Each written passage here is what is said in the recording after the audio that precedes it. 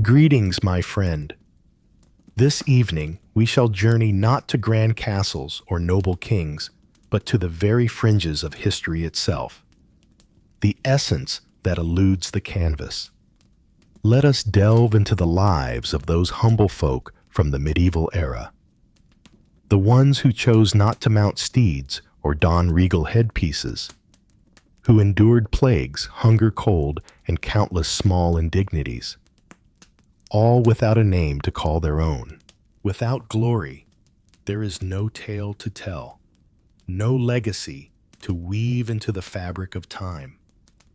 Endless days stretch on nights fleeting, and a subtle resilience that few could endure for even a moment. If this gentle unfolding narrative brings you a sense of tranquility, you're welcome to show your appreciation by liking the video and subscribing, but only if it truly resonates with your spirit. Share with me in the comments your location and the current time where you are. There's a peculiar warmth in knowing that others are drifting off to the same gentle tale. As the lights fade gently, let a soft breeze whisper through the room, creating a soothing backdrop for the tale that is about to unfold. Gather around and let us embark on a journey to the very fringes of the known world. In this village, a name has faded into the mists of time, lost to the whispers of its inhabitants. Nestled in a gentle valley, it finds its home in the indistinct heart of nowhere, a gentle fold in the earth, far enough removed from the clamor of roads, the weight of records, or the gaze of royalty. It's a place that eludes the confines of any map, a hidden gem that remains undiscovered, even by those who possess a map which you do not. You've yet to lay your eyes upon one. In this place, the realm of existence fades as the trees rise to greet the sky. The forest envelops you in its dense embrace, a slow, moving entity that feels as if it has stood the test of time, reluctantly allowing you to intrude upon its sacred space. The fields unfurl in a tapestry of uneven greens and browns, each patch telling its own tale. Toiled tirelessly, pushing through fatigue only to press on further. In the distant north, a river flows quietly, its waters weaving tales of the land it traverses. It remains unseen by your eyes, yet its name dances on lips with the reverence reserved for mythical beasts or revered figures. In this very place, your journey began, and it is here that your story will come to its final chapter. Perhaps a mere 60 steps separate one from the other. The homes stand weary and bowed as though the relentless winds have pressed upon them through countless winters. The walls stand wheel and daub, a tapestry of mud straw and sticks, meticulously woven and endlessly patched with remnants that the weather has yet to claim. Thatch adorns the roofs, sagging under the burden of time, always whispering secrets of leaks in the most elusive corners. The village is infused with the rich aromas of damp wool, curling smoke, and the earthy scent of the ground beneath. A sharp hint of livestock mingles with the lingering scent of damp decay. It no longer holds the power to astonish you. The essence of existence in this place lingers in the air. The path that beckons you in is no ordinary road. It's a muddy trail shaped by the passage of ox carts, where deep grooves cradle rainwater and invite the buzzing of mosquitoes. It has been ages since anyone of significance has journeyed along this path, maybe even since its inception. Many days unfold in serene silence. In the stillness of the air, a distant bell tolls its chime weaving through the landscape, from a chapel in a far-off village should the wind choose to carry its melody. In other circumstances, you gauge the passage of time by the sun's ascent in the sky, the way shadows stretch and dance across the field, or the familiar ache that creeps into your spine as noon approaches. In this quaint little place, a handful of families reside just enough to create a warm and lively atmosphere during the festive celebrations. In this close-knit community, familiarity reigns supreme. In a world where secrets dance in the shadows, each soul carries their burdens, yet they weave a tapestry of silence, choosing to overlook the struggles of others until the moment demands a different tale to be told. In a quaint village, there resides a figure known as Tom, who, despite his title as elder, draws upon a singular encounter with a monk to weave tales of wisdom that echo through the community. It goes unquestioned. Tom's hut stands strong, unwavering against the passage of time. The goat appears to be in good health. That's about as near to guiding others as one truly needs. Everything here dances in ambiguity. In the absence of written records, the echoes of history remain silent. No deeds to trace, no land surveys to guide the way. Boundaries reveal themselves through the whispers of the old elm and the subtle shifts of the softening earth beneath our feet. When a disagreement arises, it's met with a casual shrug, a brief exchange of words, and occasionally a loaf of bread exchanged between hands until the desire to argue fades away. In this place, the absence of school tavern and inn weaves a tale of solitude and stillness.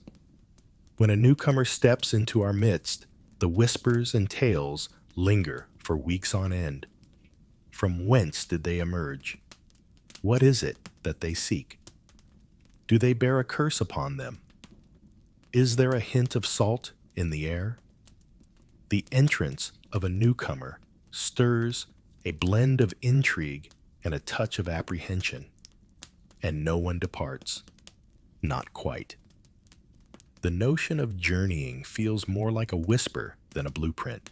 You've heard of towns of cities, of places where stone buildings rise 2 or even 3 stories high, but those are tales woven with talking animals or women who transform into birds. One cannot truly yearn for a realm they've yet to behold. In the heart of the forest where the trees stand tall and intertwined, a thick canopy of leaves filters the sunlight, creating a world shrouded in mystery and enchantment. The hills stretch endlessly, rolling into the horizon. The paths, if they can be found, whisper tales of marauders and misfortune rather than the hope of reaching a destination. What actions would you take? Even if you journeyed to one of those far-off lands, the words of their tongue would remain foreign to you. You possess no coin. Ah, but the ways of the world are often veiled in mystery, are they not? The mystery of age eludes you, doesn't it? And thus you remain. In the embrace of the known, one finds solace, though the path may be rugged, though the days may feel monotonous, though the ceiling may drip, and the water may dwindle, and the same pot of stew simmers on the fire for 3 long days. In the embrace of familiarity, there lies a warmth, a certainty in the location of the firewood, a trusted face to turn to when the fence gives way, and the unmistakable hue of the sky that signals the time to gather the sheep. As dawn breaks, you stir from slumber, greeted by the gentle embrace of morning light. As it dwindles, you drift into slumber. You dwell in the spaces in between. Though it may seem small, it is the essence of existence. In the gentle cadence of it all, a certain tranquility emerges, a type that remains silent, content with the surface of things, requiring no deeper insight than what can be seen from the crest of the closest rise. Occasionally, tales drift through the air of a great war, the passing of a king, or a comet streaking across the sky, sending shivers through a village 5 days' journey from here. Yet it appears that the whispers of the world seldom find their way to you. Only tales traverse countless tongues, losing their significance along the way. Somewhere along the journey, from the merchant to the shepherd's cousin, their urgency begins to fade away. Here, even the passage of time takes on a unique essence. The transition between seasons is never a smooth affair. They intertwine seamlessly. As the spring showers linger, they weave into a tapestry of a summer drenched in rain. A biting frost transforms into a winter that gnaws at your very souls. Years are not what you measure. One counts the bountiful harvests. Some are dry, others are wet. The unfortunate tale when the rye succumbed to decay and turned a dark shade of rot. The fine tale where the barley flowed in abundance and richness. And even old Marge Geary wore a smile that lingered for a week. It is his steward who takes on that role. He gathers the harvest, inquires deeply, and records the tales that unfold. Your responses are measured always, avoiding excessive elaboration. He appears to shy away from the finer points. The king remains a figure shrouded in mystery, a presence you've yet to encounter. In the shadows of uncertainty, his name lingers on your lips, whispered in moments of reverence, a flicker of hope that perhaps it holds significance in the grand tapestry of existence. For here, at the very brink of the known world, the familiar remains steadfast. And when they do, it often leads to darker outcomes. Yet the half continues to shimmer. The roof stands strong for the most part. In the heart of the woods, the cottage radiates a comforting warmth, inviting all who enter to bask in its cozy embrace. And with the dawn, the familiar sun will once again grace the same hills. And for now, that shall suffice. Throughout your journey, you'll traverse countless miles, yet most of those paths will lead you in circles. In the heart of the medieval countryside, the vast majority of souls never ventured beyond the familiar embrace of their birthplace, remaining tethered to the land that cradled their beginnings. It wasn't due to a lack of curiosity, energy, or even boots, though those were often a luxury, but rather because the world beyond the next hill seemed to elude their grasp. The notion of venturing forth to discover it felt as distant and improbable as soaring through the skies. From a young age, you became familiar with the stories woven into every stretch of earth that lay between your dwelling and the boundary of the field. You were intimately familiar with the contours of each tree stump lining the path to the well. The depth of the footprints in the mud revealed the stories of those who had traversed the road before. From that point onward, it all began to take on a sense of abstraction. The next village, over a mere 5 miles distant, felt as if it belonged to a world entirely apart. Whispers of tales had reached your ears. Who tied the knot with whom? Who took the goat away? Who claimed that the priest dozed off while delivering the mass, yet you had not laid eyes upon it? And chances were slim that you ever would. For the journey was fraught with peril. Not in an exciting, exhilarating manner, in a hushed, wearisome, perhaps life-threatening manner. Roads were untamed trails marked only by the whispers of those who journeyed upon them. They wandered along muddy paths that meandered through dense forests, open fields, and vast expanses of desolate, hushed land. There were no maps or clear directions, only cryptic guidance such as "continue until you spot the leaning pine tree," followed by a turn left at the stone that resembles a slumbering pig. And along those winding paths, shadows of concern lingered. In the beginning, there was the forest. Medieval forests were not mere parks. There was no hint of romance between them. The woods were thick and shadowy, a labyrinth of intertwining roots, alive with sounds that danced just beyond recognition. In the shadows of the night, boars roamed, accompanied by the haunting howls of wolves and the whispers of those who wished to remain hidden from the world. Only those who emerged from the heart of the forest were truly welcomed within its embrace. Next, the bandits emerged.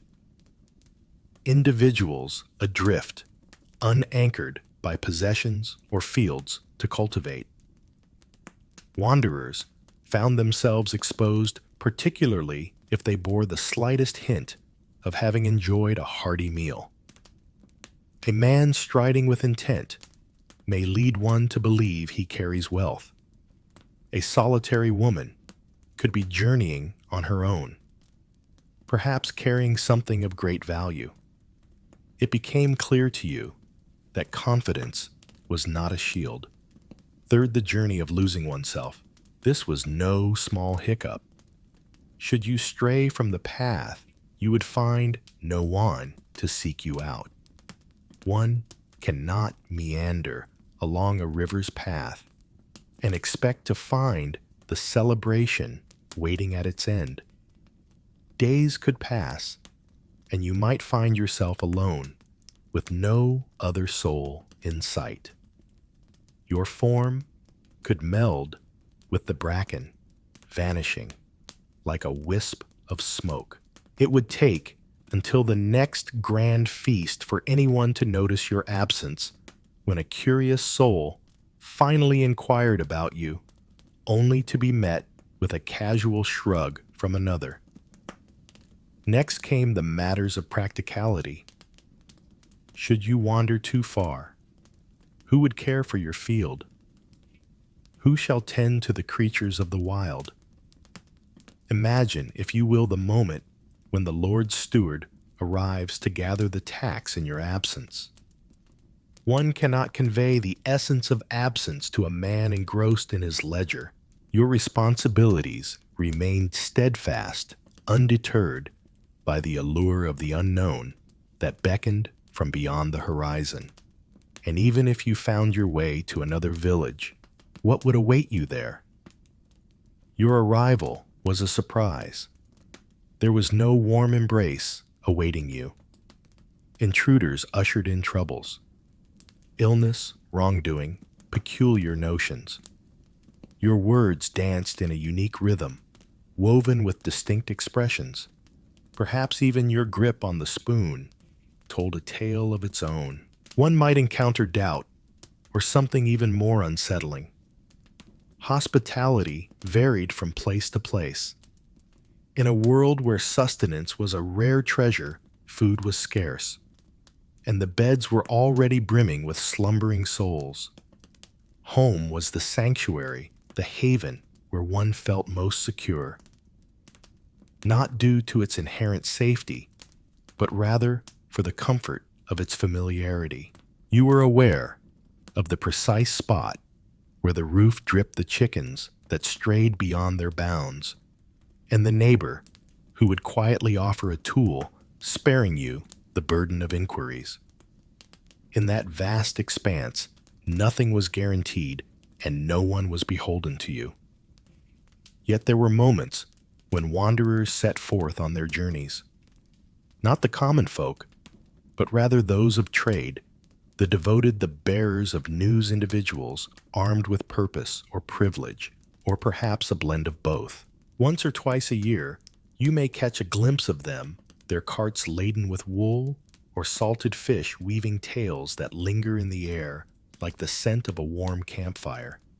They wove tales of cities where sturdy stone edifices rose high, where shops brimmed with fragrant spices, and where the streets remained firm and dry even in the rain. It seemed like a tale too far-fetched to believe. You paid attention, yet your dreams remained gentle and light. For even if the tale held truth, what course would you chart in such a realm reading was beyond your grasp? You did not possess the coin. One might find themselves unaware of the anticipated customs.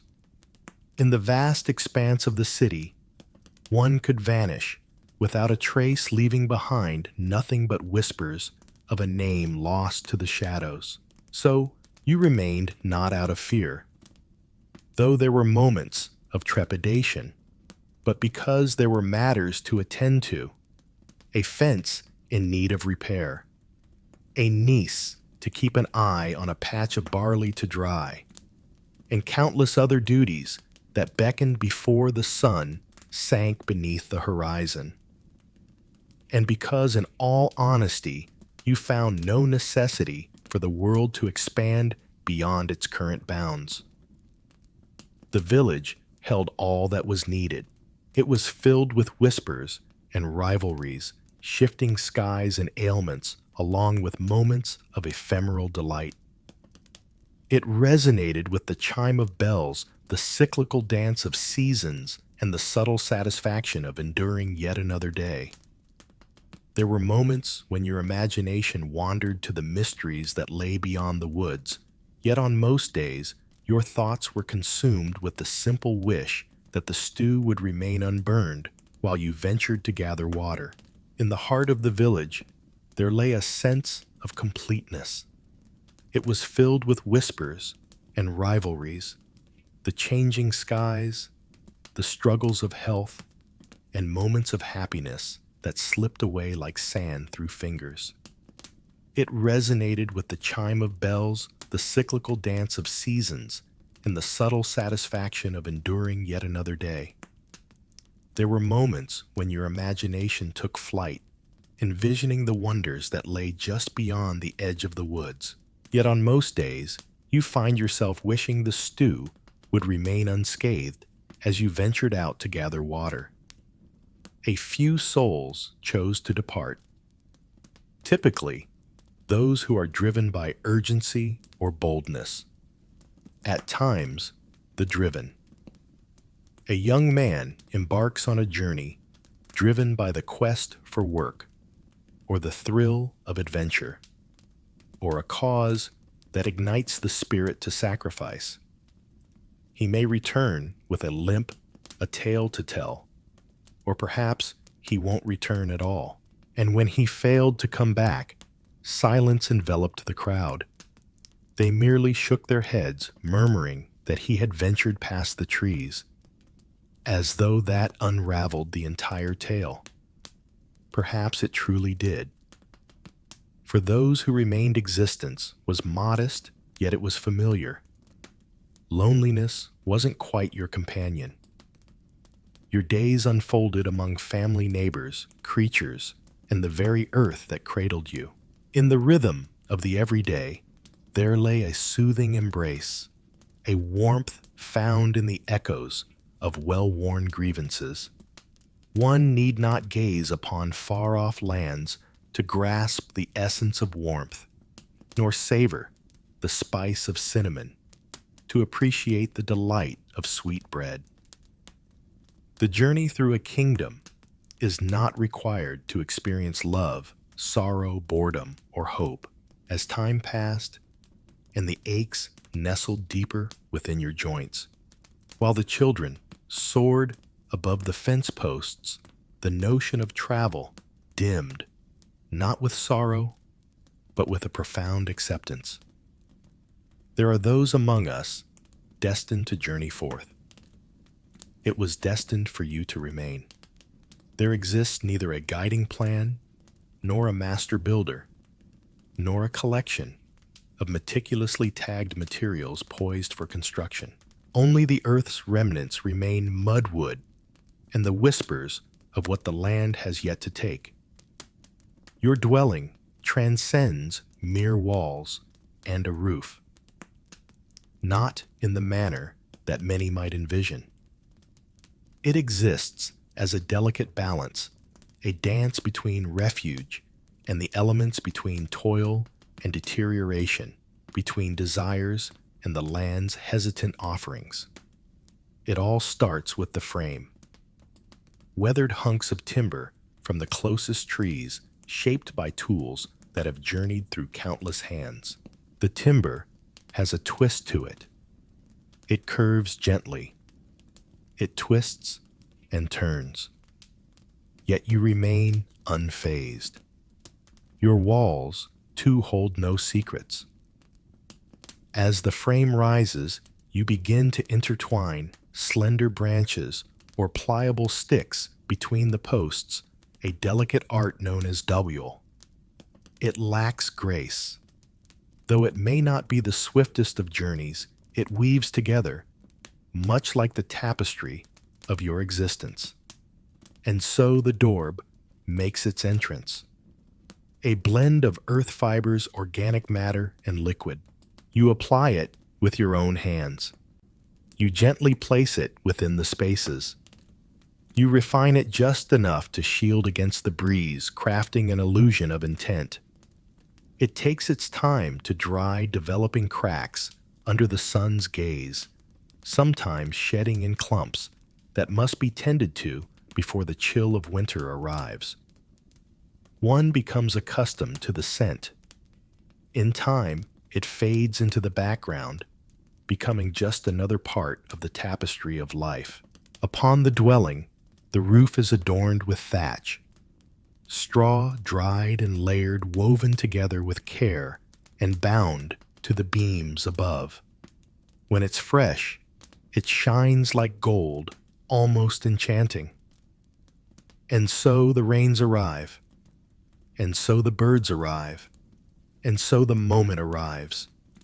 The hue diminishes, the edges unravel. Unexpected gaps emerge in places you never thought to look, and you begin to set down buckets in spots you wished would remain untouched. It remains uncovered. It remains unprotected from the elements. You continue to mend it until it risks becoming more of a quilt than a roof. There comes a moment when one ponders whether life beneath a cart might be the simpler path. Upon the ground lies a tapestry of earth. You convince yourself it's tightly packed, and in a way, it truly is.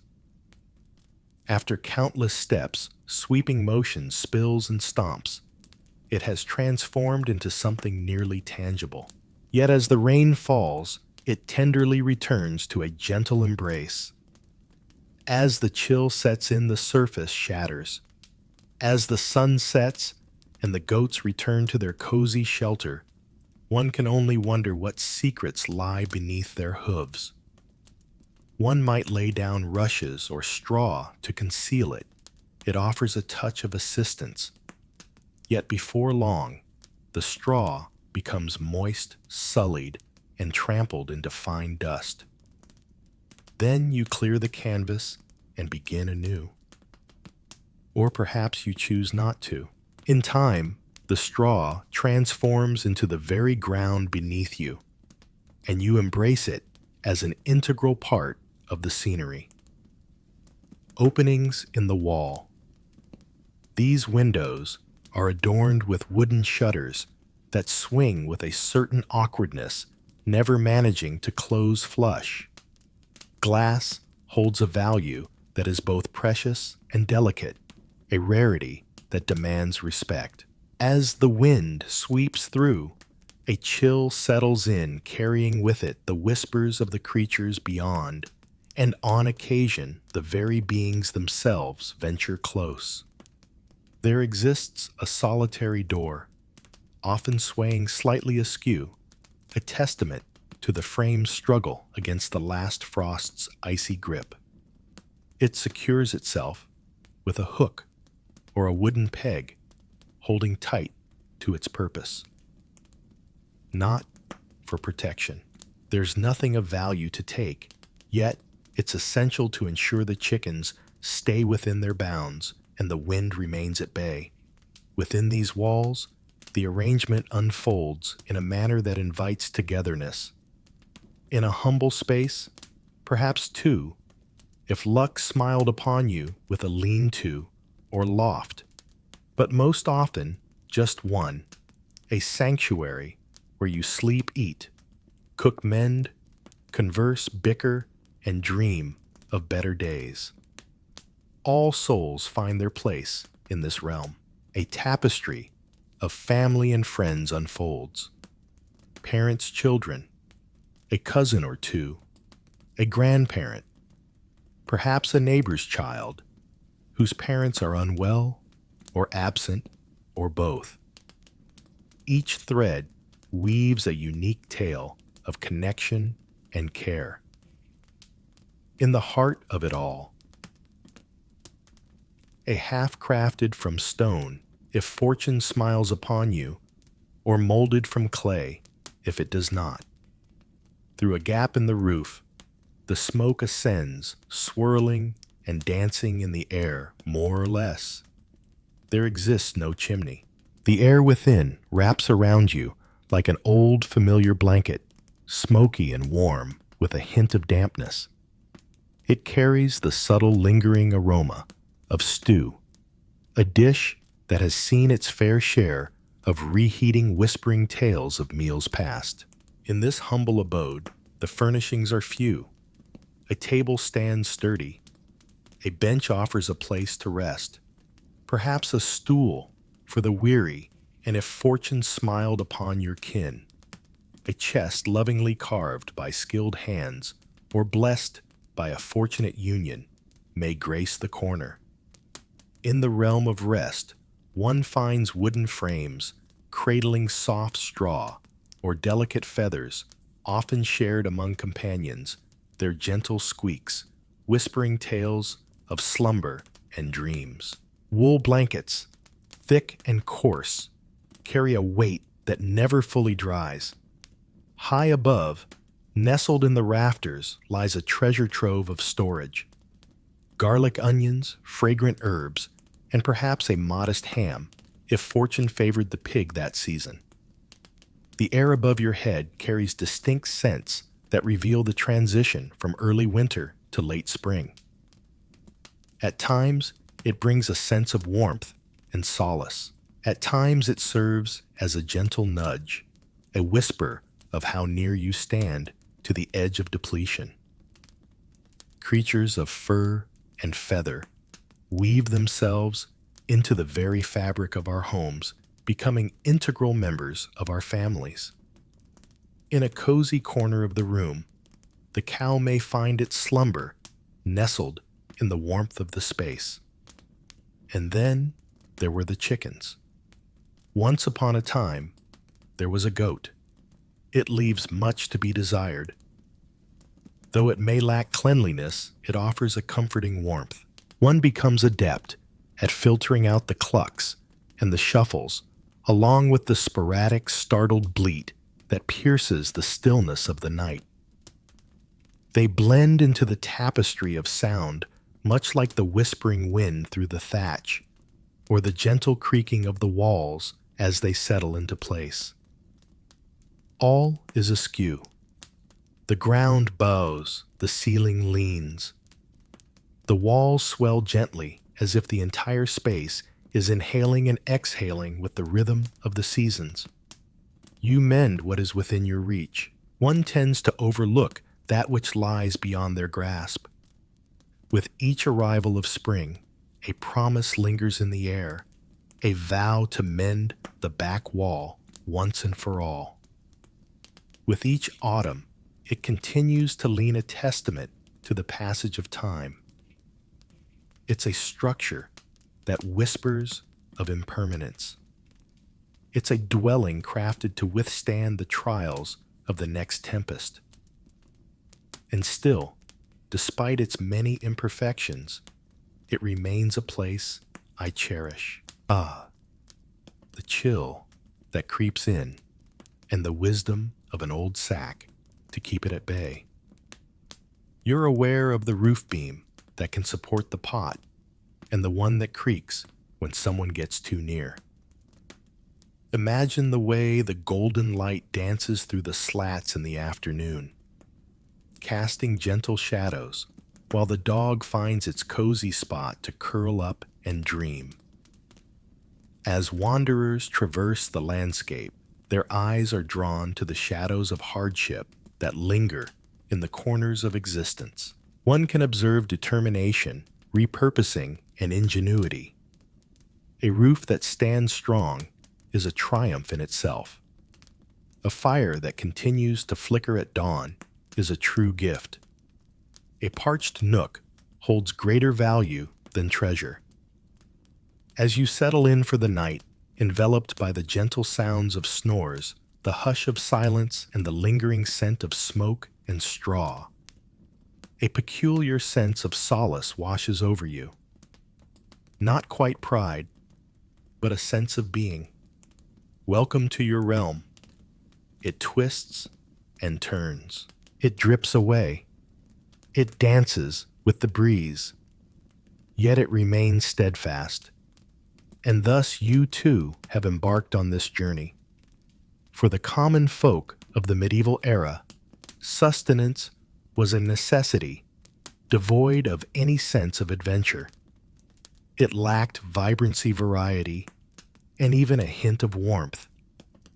It was a recurring challenge, one that demanded resolution time and time again, relying on the same familiar elements and the same weary optimism that perhaps something delightful might emerge from it.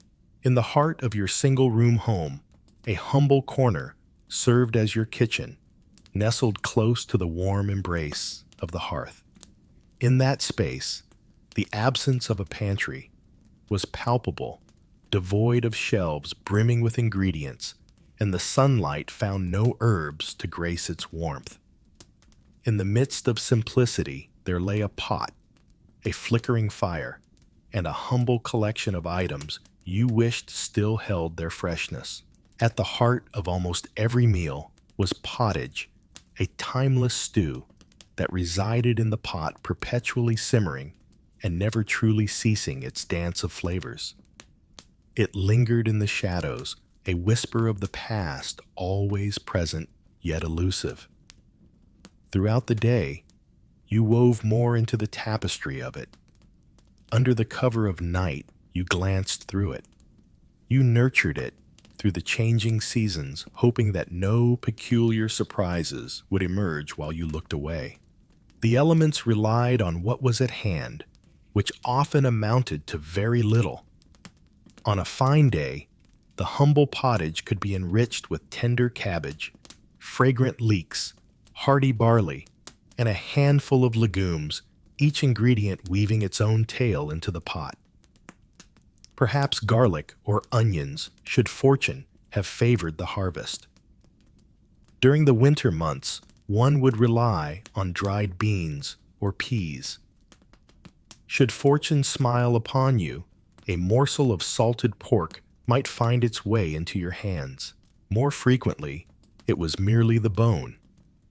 Even that held great worth.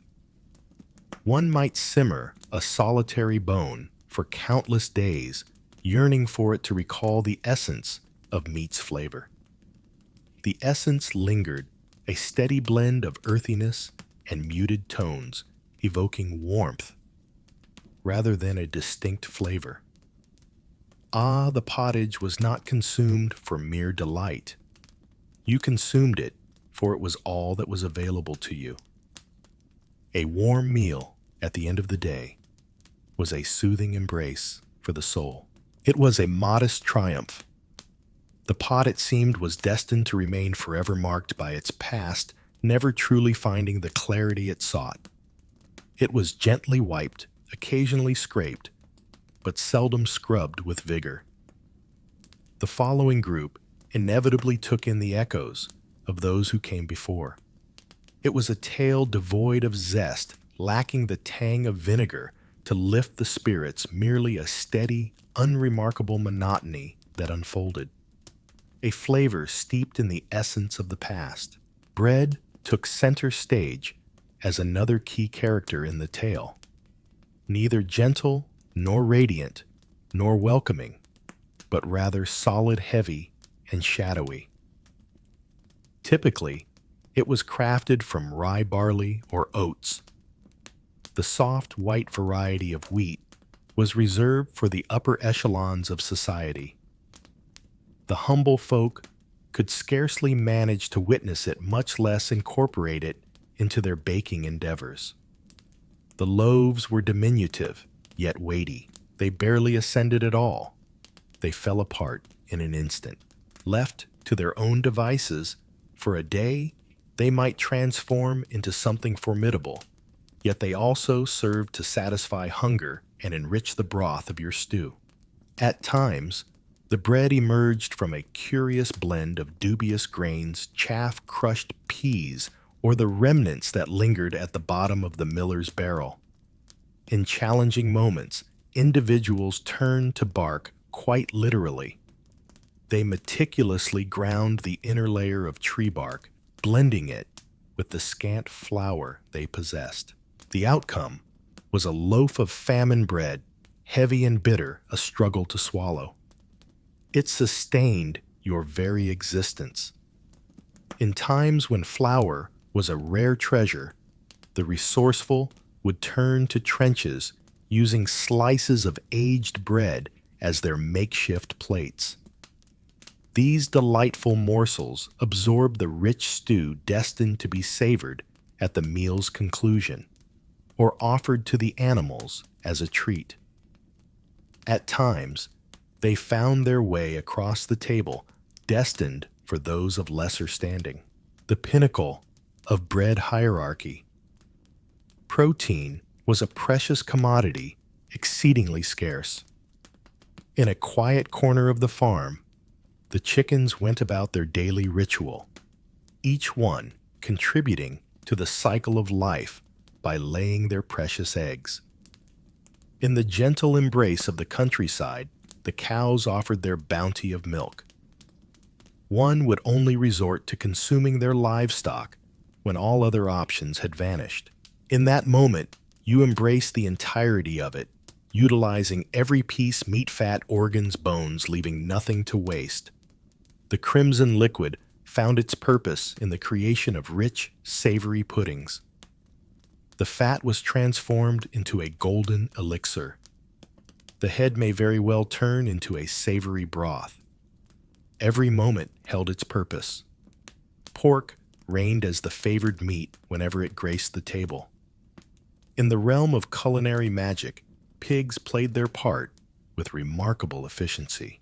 Their salted fat, a treasure of flavor, transformed many a dish, elevating the barely edible into something that danced on the palate with a hint of delight. Yet the pigs met their fate only when truly needed. A whole pig called for an elaborate dance of preparation involving weeks of meticulous planning, salting, hanging, boiling, and storing. For those fortunate enough to dwell by the water's edge, fishing presented itself as a possibility, yet it was not without its own set of limitations.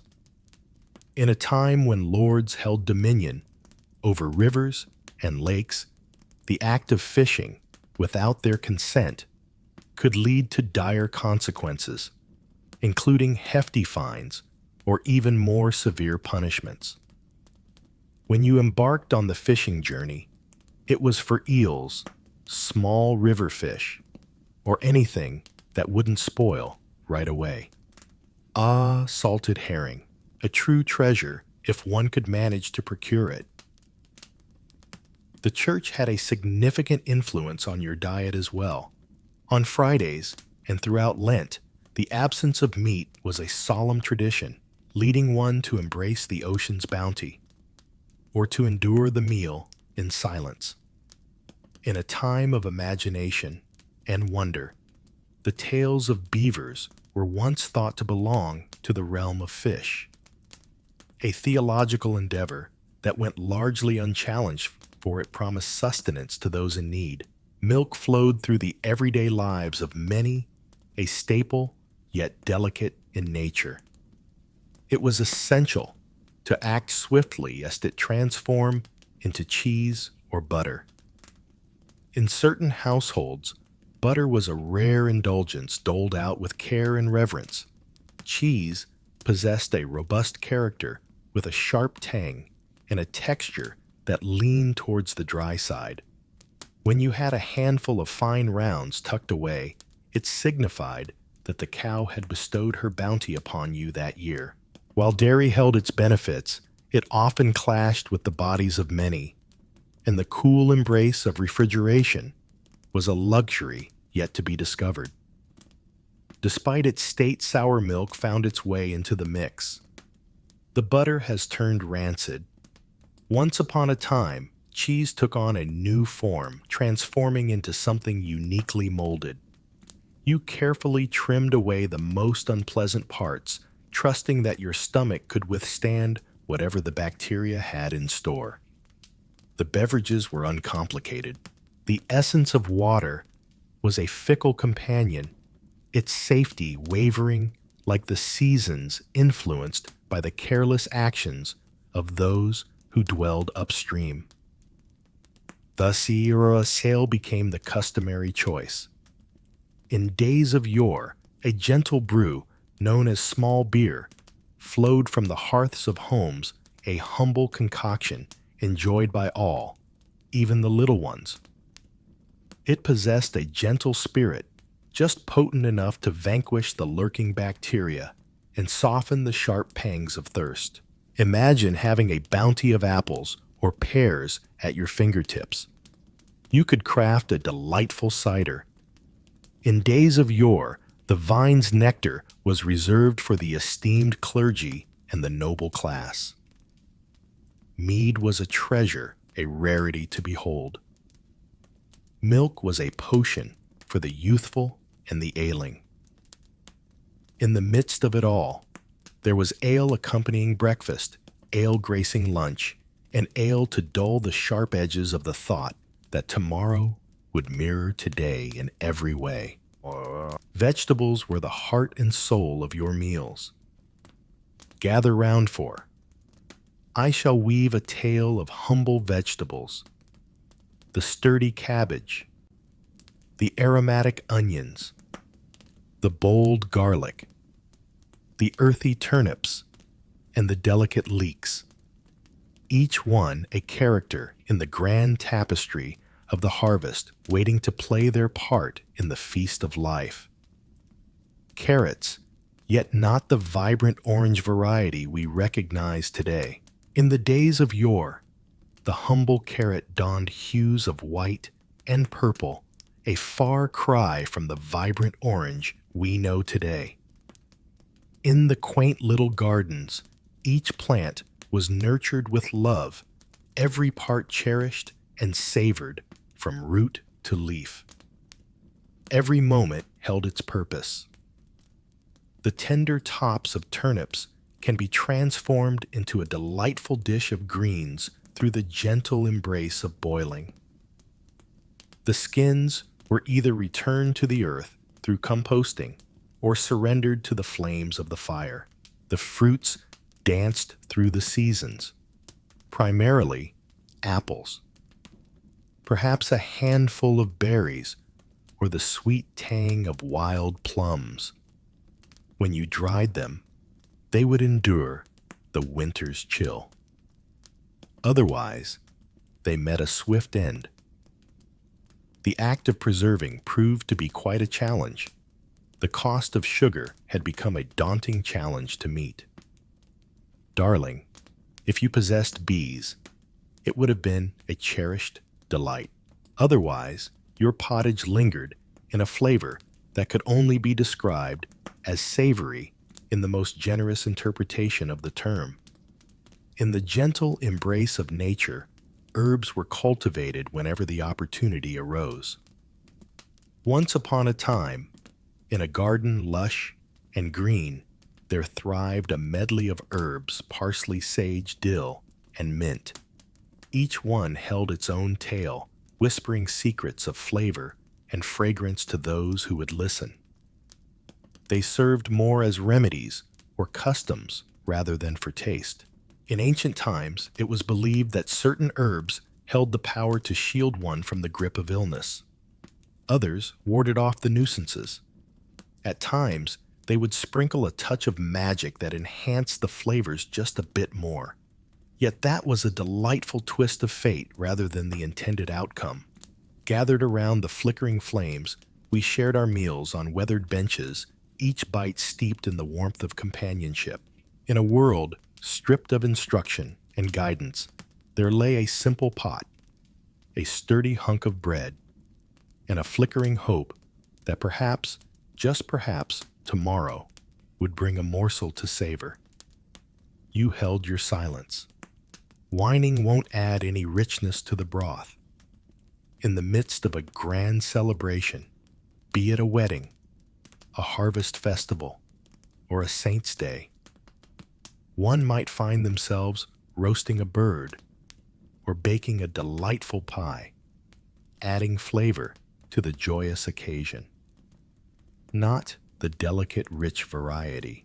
In the days of yore, a medieval pie resembled a sturdy box crafted from tough dough, designed to encase a savory meat filling within. Frequently infused with a rich array of spices, though such treasures were often scarce. One could enhance it with a dash of pepper, a hint of ginger, or a sprinkle of cinnamon. For those who navigated the markets skillfully, the majority of days were not filled with abundance. On most days, tranquility reigned supreme. You savored every last morsel from your bowl. Your bread was drenched. You sipped your ale, leaning back, just enough to navigate the evening, though not entirely fulfilled. In the embrace of familiarity, there lay a soothing rhythm, a certainty in the flavor of the pot, a clear count of the remaining bread, and the sight of those same hands crafting the same dish by the ever-warm fire. As the wind softly murmured through the crevices of the wall, and the creatures stirred gently in their slumber, the stew bubbled with warmth, the bread rested, and once more you found yourself with plenty. In the days of yore, a humble peasant of the medieval realm possessed little in the way of worldly goods. Perhaps you possess a small piece of earth, some humble tools, a handful of creatures, and a crooked dwelling crafted by your own hands, yet in truth, none of it truly belonged to you. Everything was in the hands of the Lord, not a ruler, not a figure from legends or far away, just your friendly neighborhood landholder. There resided an individual atop the hill, in a house that leaned just a tad less, with provisions that were a touch more delightful, and a roof that likely held back the rain. He possessed the land, and with that possession came the claim to all that lay upon it, including, in a way, you. You were known as the antagonist in this tale. That's merely an observation. It belongs to a certain realm. You toiled under the sun, yet the soil was not yours to claim. You were destined for it. One mustn't depart without the blessing of those in charge. It was not something you could share without restraint. You were bound by duty offerings and respect. You found yourself in a liminal space, caught between the chains of obligation and the whispers of liberation. Your connection with the Lord was not forged through dialogue. It was crafted from a sense of duty. He remained unspoken to by you. He conversed with the steward, the individual responsible for overseeing the lands, and crucially, the one who meticulously recorded the debts of all, and a great deal was owed. Let us embark on a journey through the realm of labor. Several days each week, and occasionally even more during the harvest season. It was the Lord's fields that called for your labor, not the ones that belonged to you. This was referred to as corv labor. There's nothing to be gained from it. Without payment, I must decline. Just the thought that in the depths of the manna house, someone savored a meal because of your actions. Taxes were a looming presence taking on various forms and manifestations.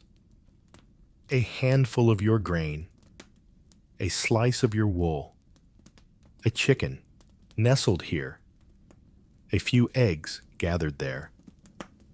In the world of brewing, if you crafted ale, you were bound to share it. In the realm of livestock, if one were to possess a pig, the inevitable consequence would be the obligation of bacon. If you were fortunate enough to reel in a catch, can you guess who claimed dominion over the river? The levies extended beyond just nourishment. Those who utilized the mill were required to pay a fee. Though the mill stood as the sole means to transform your grain, and though the Lord held dominion over it, dictating the price, one might still feel the urge to grind it by hand. Yet venturing down that path frequently danced on the edge of legality, inviting fines or even graver consequences. For the Lord sought more than merely his portion. He yearned for mastery, just like the oven. In many communities, there existed a shared oven, a place where one could pay to bake their creations. Should you embark on the adventure of baking at home, and the steward becomes aware there may be repercussions to face, one discovers the path of convention, where the journey may stretch longer, demand greater resources, and often defy logic. And then came the fees like shadows creeping in to dim the light of anticipation. Are you ready to embark on the journey of marriage? Submit a payment. Do you wish to claim your father's land? A fee is required.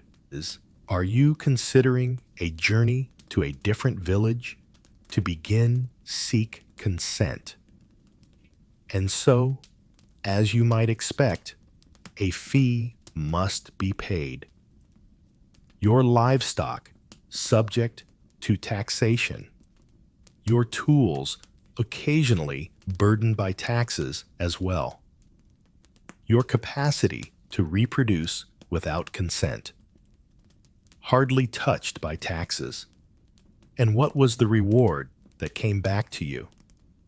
In theory, one might say that divine protection was meant to be your shield in times of peril, whether from marauding bandits or the encroachment of a rival noble.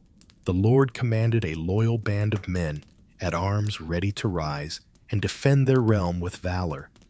In times of famine, he would consider sharing grain from his reserves, yet such generosity was seldom offered without a price. Imagine, if you will, a legal dispute arising from a wayward goat, your neighbor's mischievous creature that has taken a liking to your garden and shows no intention of departing. In such a scenario, one might find solace in the Lord's court, a place where such matters could be resolved. Once more, it comes at a cost. In the days of yore, a system known as feudalism reigned supreme, an intricate web of duties and ranks cloaked in the words of allegiance and safeguarding. In essence, it was a tale of possession. The realm was all that mattered. Those who possessed it held the reins of power. Those who toiled at it followed the call.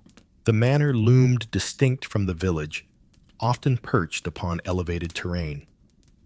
It could be crafted from sturdy stone or rich timber, towering above the humble abodes of peasants, crowned with a thatched roof so dense that not a whisper of wind could breach its sanctuary.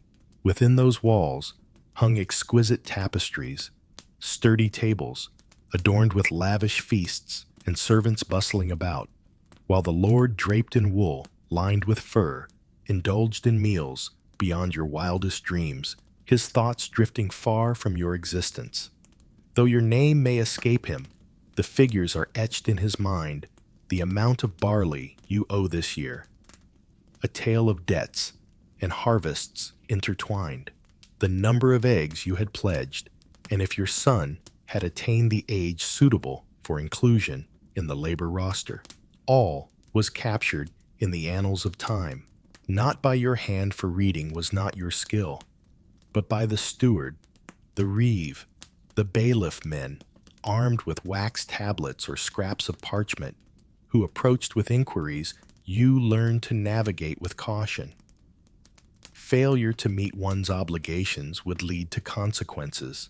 Penalties often result in the confiscation of additional goods and an extension of your workdays. In the most dire of circumstances, one might find their tools taken away, their land reclaimed, their home lost along with their goats, and their very sense of dignity leaving nothing behind. You yielded without a fight. Defiance was not insurrection. It was a tale of folly. Yet there lies an intriguing twist. The mechanism functioned as intended, not for the sake of fairness, but for the sake of stability. It followed a set of rules, unwavering in its severity. You understood your obligations. You were aware of the expectations that loomed before you. Everything was laid bare, with no room for uncertainty or unexpected twists. Just a constant, unwavering beat of offering. And now and then, just now and then, a glimmer of grace would be bestowed upon us. A day of celebration when the bounty of food was shared among all. A celebration where toil was set aside. A gentle word may be whispered from the saddle, just shy of equilibrium, yet sufficient to prevent the pendulum from swinging too far. Though the bond was never warm, it stood the test of time. Your lord may wear the guise of youth or age, embody kindness or cruelty, be ever near or far away. Yet he remains forever elevated above all. You accepted that without a second thought. You inclined your head as he walked by. You took off your cap. You chose your words carefully, not out of respect for him, but to avoid any conflict. And perhaps nestled within there lingered a flicker of hope that one day you would be seen, acknowledged, elevated, even if just a fraction. It was a close call, a moment on the brink of never being. Yet that was the very essence that kept the system thriving, not merely with fear, but with the slightest whisper of hope, that through relentless effort, unwavering obedience, and fervent prayers, the winds of change might just blow in your favor.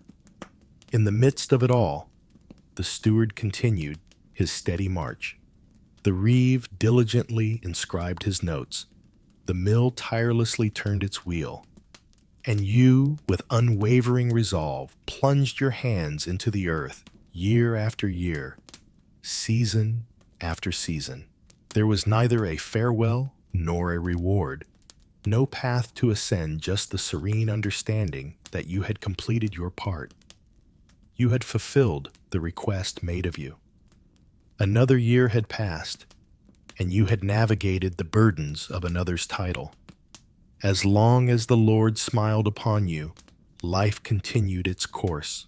In a time long before the Black Death cast its shadow over Europe and became a tale told through the ages, The lives of medieval peasants were already intertwined with the specter of illness. This was not an ailment that danced with the changing seasons, though the world was rife with such fleeting afflictions as well. Yet there lingers a steady, unyielding sense of an impending misstep, ever watchful in the shadows. An affliction, a rise in temperature, a gradual decline, an increase in size, a persistent cough. Disease was not merely an occurrence. It was a chapter of existence. A single misstep could bring you to your knees, no grand disaster required.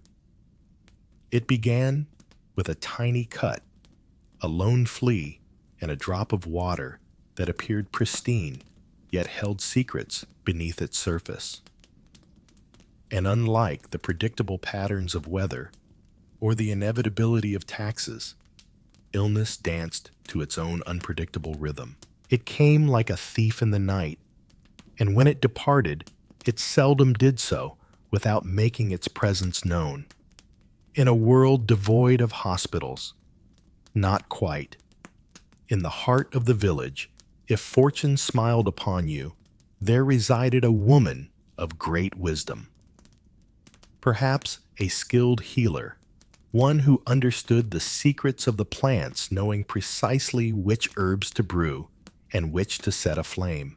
Should fortune smile upon you, you may find a monk in close proximity, one who is learned, kind-hearted, and perhaps a touch more impactful than mere chance invocations. Yet, in the grand tapestry of life, when illness struck, the common choice was to retreat to the comfort of home. As you recline in your bed, the world outside fades away. Your shirt clung to you as you poured every ounce of hope into the moment. Many individuals were unaware of the true origins of illness. At that time, the concept of a germ was still a mystery waiting to be uncovered. Centuries stretched ahead, far from the realm of microscopes. What you possessed were notions aged and perplexing, frequently misguided and flawed. Some held fast to the notion of miasma, a sinister air laden with the whispers of disease carried forth by the very scent that surrounded us. In a village where the air was thick with the scent of decay dung and the haze of smoke danger was a common assumption.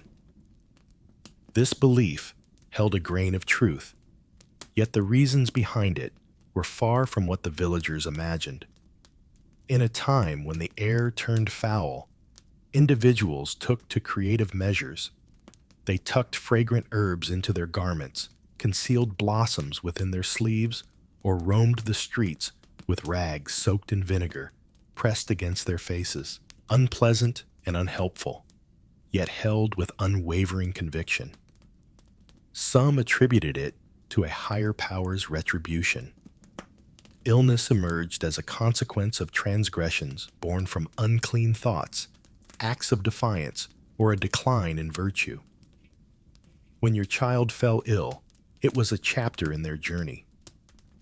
When the harvest withers and your strength wanes, the blame often circles back to you, your neighbors, or perhaps a blend of both. Alongside, there existed cherished customs of the land. Some believed that sickness was born from a malevolent gaze, a look cast by those consumed with envy or rage. Some pointed fingers at the cycles of the moon, the whims of animal spirits, or the discontent of cantankerous saints. One widely shared tale suggested that illness found its way into the body through the very soles of the feet. What's the answer? Bring them to a rolling boil. And if that didn't do the trick, perhaps set ablaze something close at hand like your mattress. The remedies were as peculiar as the origins. Should you find yourself with a fever, it is possible that bloodletting would be employed. A man from the neighborhood would come forth, armed with a blade, a bowl, and an abundance of confidence that far exceeded his training. At times, leeches found their purpose. At times, there are jagged stones. The concept revolved around harmonizing your inner elements. Crimson, fluid, viscous substance, golden essence, and dark elixir. If they were out of harmony, so were you. Though invisible to the eye, these elusive humors were held responsible for a myriad of misfortunes. For swelling, there were poultices, smears of crushed herbs clay, or even bread wrapped in cloth and bound to the body. Some found success, while many fell short. Some actions only deepened the troubles. Yet what truly mattered was that action was unfolding. If your stomach is aching, you might consider chewing on some charcoal. Should you find yourself coughing blood, perhaps you would consider sipping on wine blended with crushed pearls. Should your vision waver, a gentle soul may murmur a prayer, sending wisps of smoke swirling above you. Should your leg take on a shade of black, it seems you might have reached the end of the road. In the midst of it all, there existed the plague amulets, fragments of metal or bone delicately hung around the neck. Each piece bore inscriptions of protective words, some even graced by the blessings of a priest. In the quiet corners of their homes, some individuals chose to bury onions, a curious practice steeped in mystery. Some chose to drape garlic above the entrance, a gesture steeped in tradition. In a curious twist of fate, one widely embraced remedy involved binding a live chicken to the afflicted spot, with the hope that the ailment would shift its course and take hold of the unsuspecting bird instead. Though it seldom occurred, hope was a scarce commodity, and individuals grasped at whatever fragments they could find. Illness wrapped around me like a shroud, yet it was a different kind of solitude than we imagine today. You chose not to isolate yourself. Help was not summoned by you. You pushed yourself to the limits, striving to keep going until you could no longer continue. As that moment arrived, you surrendered to the ground while the world continued its dance around you. Little ones were nourished, creatures were tended to, and perhaps you were offered a warm broth and a few whispered invocations. There were moments when the shadows of illness receded, the fever surrendered, and the swelling diminished. With each step, you moved deliberately, a newfound limp marking your journey, and a profound appreciation for the comfort of warm soup blossomed within you. At times, it faltered, prompting your family to light a candle. In a wider context, plague wasn't always the kind that painted a vivid picture of bodies piled in carts. In many instances, it unfolded as a gradual affliction. Skin-darkening limbs expanding a cough, resonating through the walls, smallpox, leprosy, dysentery. Even the flu could sweep through a village, casting a shadow that leaves half the population languishing in bed. In the absence of case numbers and charts, only the tales remained. Once upon a time, a wanderer from a distant village shared tales of a cough that had begun to spread in their land just the week prior.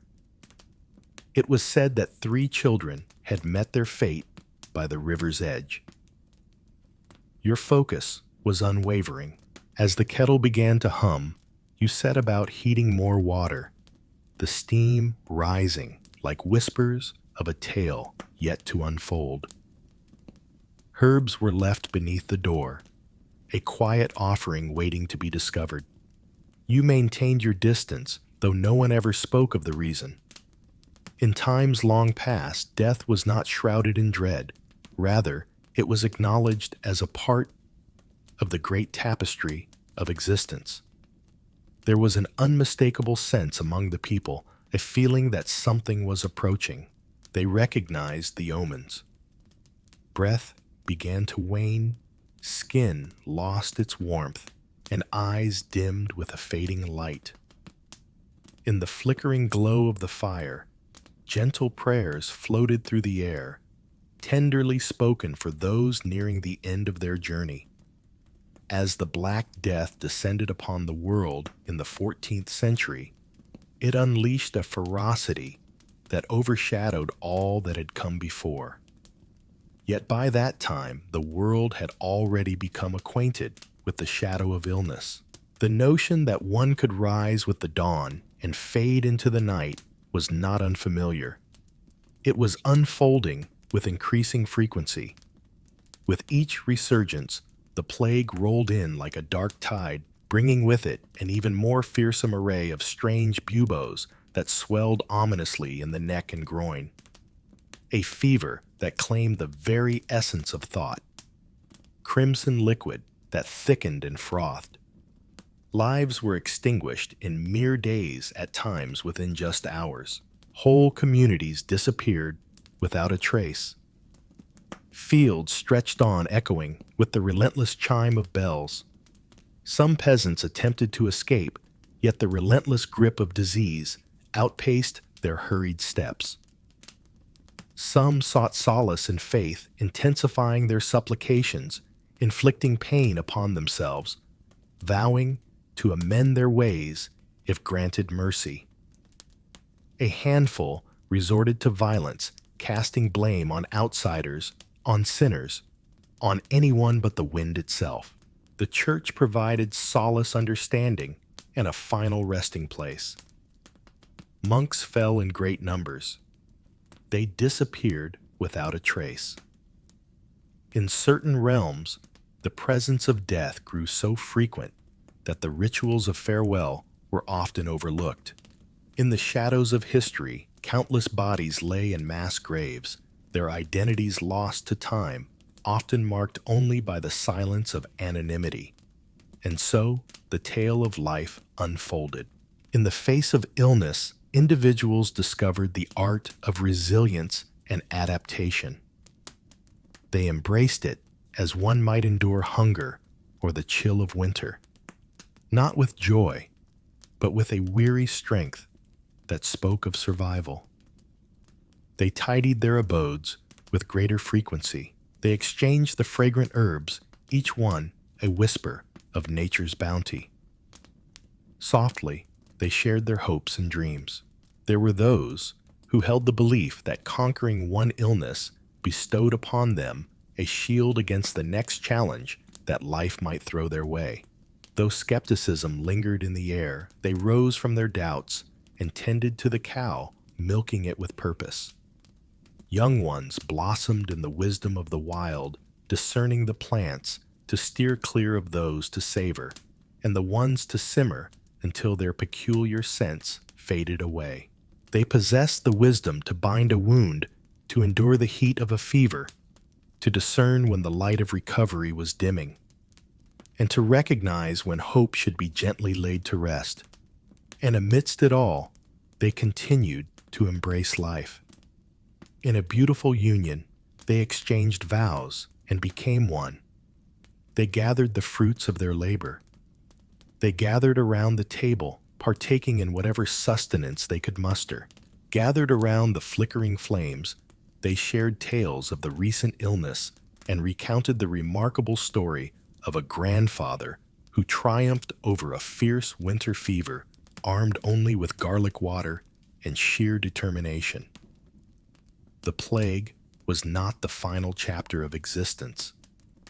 It was merely another chapter in the unfolding tale. For those who persevered, the act of surviving transformed into a powerful form of defiance. A resolute, unyielding stand against fading away. A conviction that the dawn of a new day would arrive. And if it didn't, another soul would carry your name in their heart. Or perhaps it was the way you consistently infused the broth with rosemary. The night in the medieval countryside was anything but peaceful. In that stillness, reminiscent of a cave's embrace, there were creaks and distant echoes, a profound quiet that drew attention to the very essence of one's own being, amplifying the sounds of life within. The day drew to a close as the light waned, and all that remained unclaimed needed swift attention, for when night descended, the world contracted to the dimensions of your own half. In the deep embrace of night, the absence of artificial light left the world cloaked in shadows, with no flickering candles to cast their warm glow into the darkness. The worth of wax was undeniable. In times of need or sacred moments, the tallow lamp held a special place, illuminating the darkness with its flickering flame. On most nights, the fire would fade to a gentle whisper, the coals casting a soft, warm glow, and that was all there was to it. And so, you drifted into slumber, yet not in the manner we typically envision sleep, not in one continuous flow. In the Middle Ages, slumber unfolded in two distinct acts. First came the slumber, followed by a time of awakening, and then at last a second embrace of sleep. This rhythm was no mere coincidence. It was a tale of how people found their way through the endless shadows that stretched between dusk and dawn. As the sun dipped below the horizon, you would gently surrender to the embrace of your first slumber. The flames would be carefully subdued. The creatures would have settled into silence. Little ones would fall silent. The dwelling, perhaps a single room or two, would extend into a serene quietness.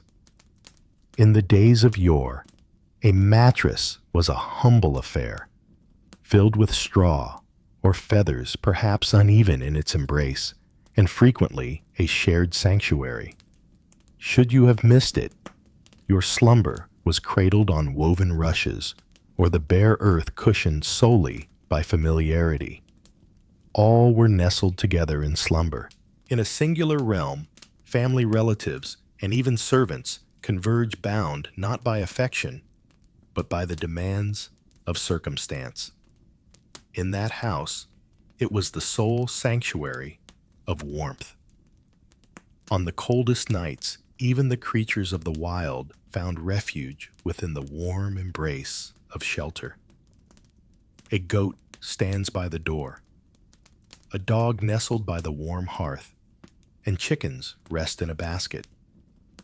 The embrace of warmth held greater significance than the confines of boundaries. Privacy was a distant dream. The notion of slumbering in solitude conjured images of retribution rather than solace. Those with wealth may find the luxury of solitude.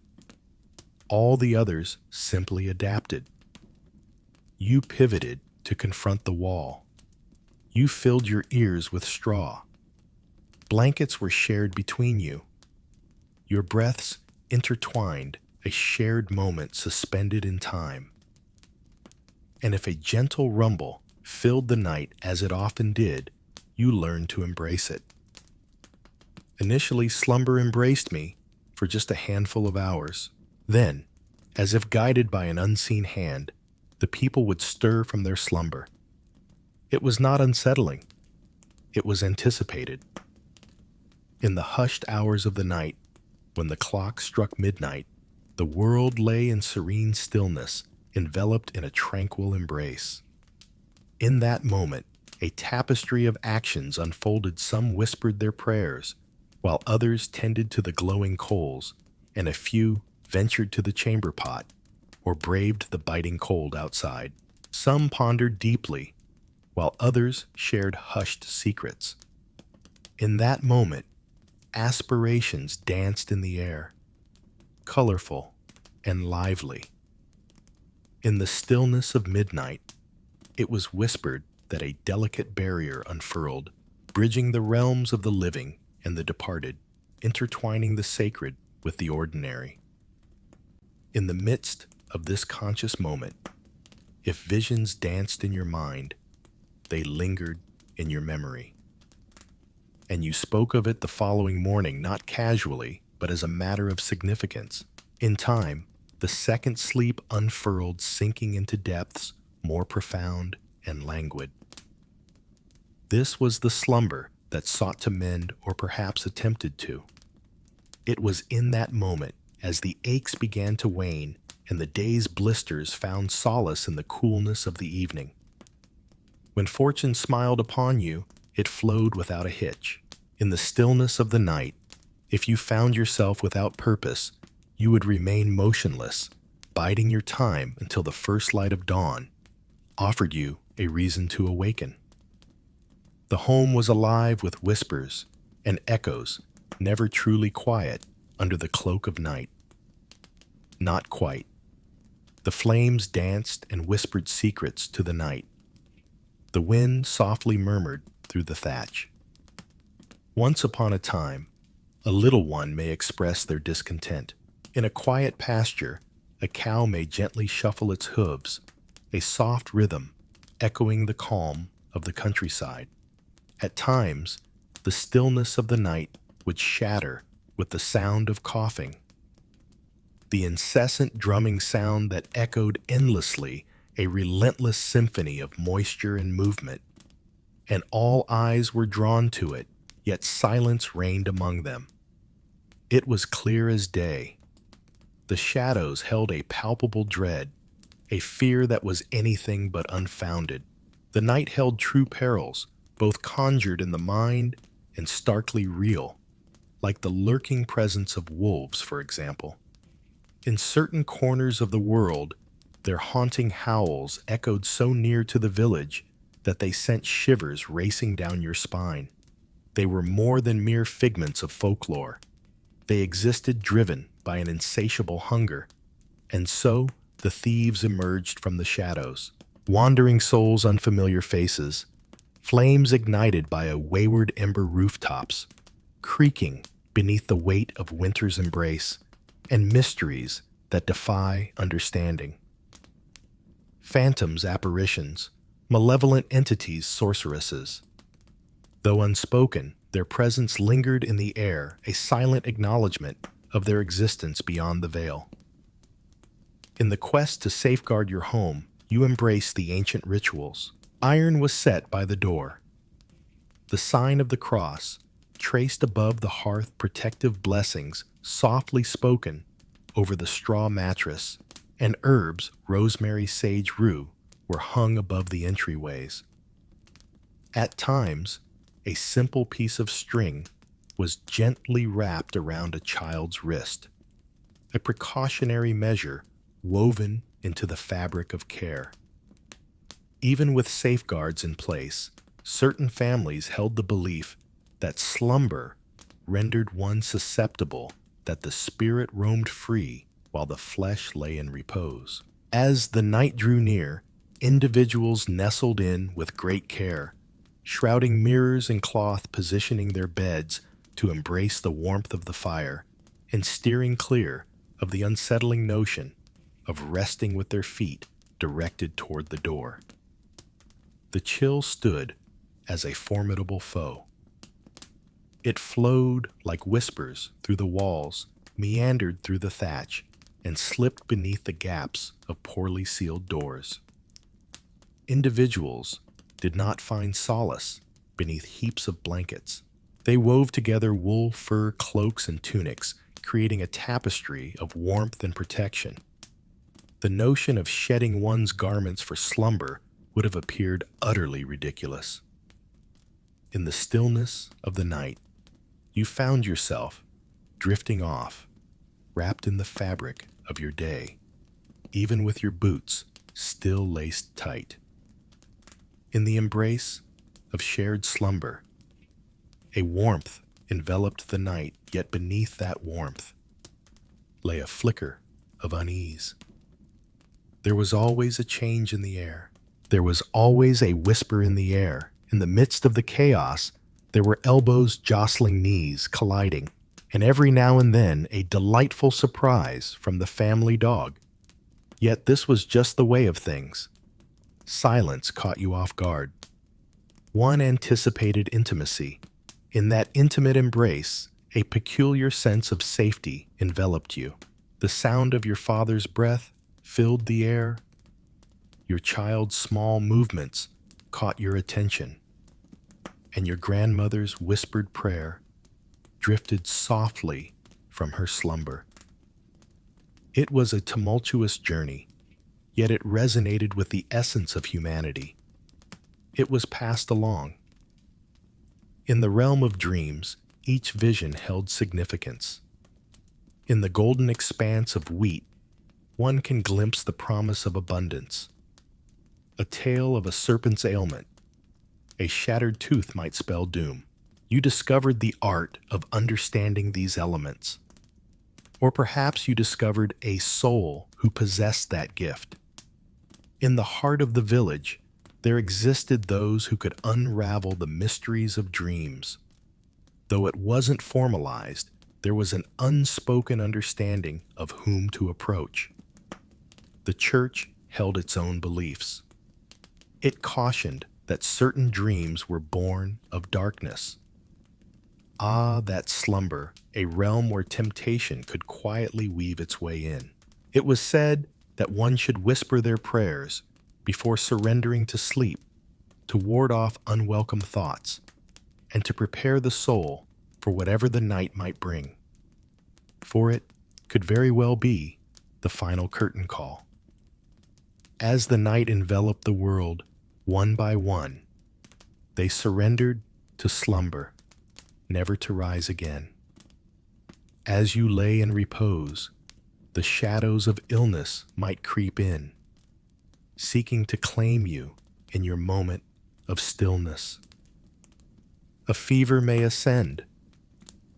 A cough might grow more intense, and by dawn, one might vanish softly as though taken away in the night. Each morning carried with it a whisper of reverence, shaped by the uncertainty that lingered in the air. As the dawn broke and the rooster heralded the day and the embers flickered back to life, it signified yet another triumph over the night. With a gentle motion, you rose from your resting place. Each creak and crack echoed the passage of time, a reminder that age lingers in every corner of the body, regardless of the spirit's youth. The chill nipped at your nose. With a gentle motion, you brushed your hand across your face. As you surveyed the scene, your gaze fell upon the multitude of figures scattered about. All who moved were noted and recognized. Those who were absent received a visit of concern. And so with the living acknowledged the day unfolded before them. Water was drawn from the well, bread was kneaded and baked, and the animals were tended to with care. The dream you experienced, if it held significance, was woven into the fabric of your thoughts. And though the memory of that night may have dimmed it, remains gently tucked away, ready to be revisited as time unfolds. As winter settled, in slumber, embrace the night lingering long into the dawn. As summer approached, it grew shorter, yet the cadence endured. First slumber, a moment of awakening, then a second slumber. In a realm where timepieces are absent, yet the rhythm of life persists unwaveringly. Amidst the unease, there lay a certain steadiness in that cadence, a raw authenticity that resonated deeply. Your focus wasn't on finding ease, it was on cultivating resilience. And if you stumble upon a moment of rest, during your journey. A flicker of warmth, a night wrapped in silence, a dream that cradles you in comfort, that is a treasure, one you embrace without hesitation, one that arrives like a gentle surprise, perhaps earlier than you anticipated. There are years when the hunger within you is undeniable. In some years, you find yourself in a drought of abundance. It lacks the essence it once had. Hunger can be tamed. There are guidelines to follow. You extend the meal. You allocate with care. One holds on to hope. Yet famine, it shatters the very rules that bind us. It is in the moments when the fields lie fallow. The root cellar stands empty, and the illusion of a brighter tomorrow fades away. It's at that moment when food transcends mere sustenance and transforms into a concept, a narrative waiting to be explored. In a quaint medieval village, the signs were often clear as day. Once upon a time, in the gentle embrace of spring, a tale began to unfold. Endless downpours or a parched landscape. The barley emerged in a scattered fashion. The beans blossomed into vibrant flowers before gracefully turning a rich brown. The cabbages burst forth from their confines prematurely. The wheat head remained stunted bent, as if in a quiet lament for something lost. Ah, you observed. All were involved. In the beginning, words were left unspoken, yet the glances told a tale of their own. The computations unfolded in hushed whispers within. What remains from the previous year? What is the maximum amount of seed we can store? What is our budget for meals? The responses always fell short. The most challenging moment was figuring out the next step to take. Not in the chill of winter, but in the warmth of summer, for it was a moment of decision, a crossroads where one had to decide whether to nurture the seeds into life or to transform them into sustenance through grinding. In the delicate balance of hope and survival, one must choose between the uncertain promise of a future harvest or the immediate comfort of a warm meal for a child. And thus the portions started to dwindle. The stew became less substantial. Once upon a time, the bread began to shrink, its once generous size dwindling before our very eyes. The bowls returned, filled to the brim. They began to visit with less frequency. You remained calm. Not just yet. You reassured yourself that this had occurred previously, or perhaps another village held a surplus, or that the manor's storerooms could bridge the voids. Hope lingered in the air, though everything else seemed to fade away. As August rolled in, the signs became increasingly difficult to overlook. As September rolled in, the situation became untenable. It was you who ceased to nourish the creatures first. The chickens sat in stillness. The goats' bleating echoed a haunting sound that resonated in the stillness. The dog, should you have had one, ceased its barking and began to trail behind you with a newfound closeness, as if it grasped that it was next in line. The act of making bread transformed into a sacred tradition. A single loaf divided into 5 portions. Each person savored their bites with a deliberate slowness. Silence enveloped the crust, leaving it unspoken and unnoticed. With great care, even the tiniest crumb was gathered as if it held a tale of its own. The stew had transformed into a mere pool of water. Should it possess hue, it would be drawn from the vessel. You simmered the wild greens. You established foundations. You unearthed unfamiliar items, your heart racing with the hope that none of them were toxic. Some were not. The night passed, not in slumber, but in the restless whispers of an empty stomach, calling out for sustenance every few hours, a reminder of its longing for nourishment. The children posed fewer inquiries. That was the moment you understood its authenticity. They remained silent about the arrival of the bread. They never requested the sweetness of honey. They did not plead for tales. They gathered around the flickering flames, their eyes fixed on the dance of the fire. They discovered the art of patience. And the neighbors, they vanished from view, no longer gracing the outdoors with their presence. Silence enveloped the village. The echoes of joy have faded from the lane. The debates over sheep have come to an end. Only the rare cough or the gentle crackle of firewood breaks the silence.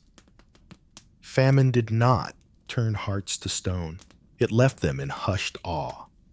At times, a traveler would return with a rabbit or a bird, or perhaps a collection of acorns ready to be soaked and ground into something nourishing.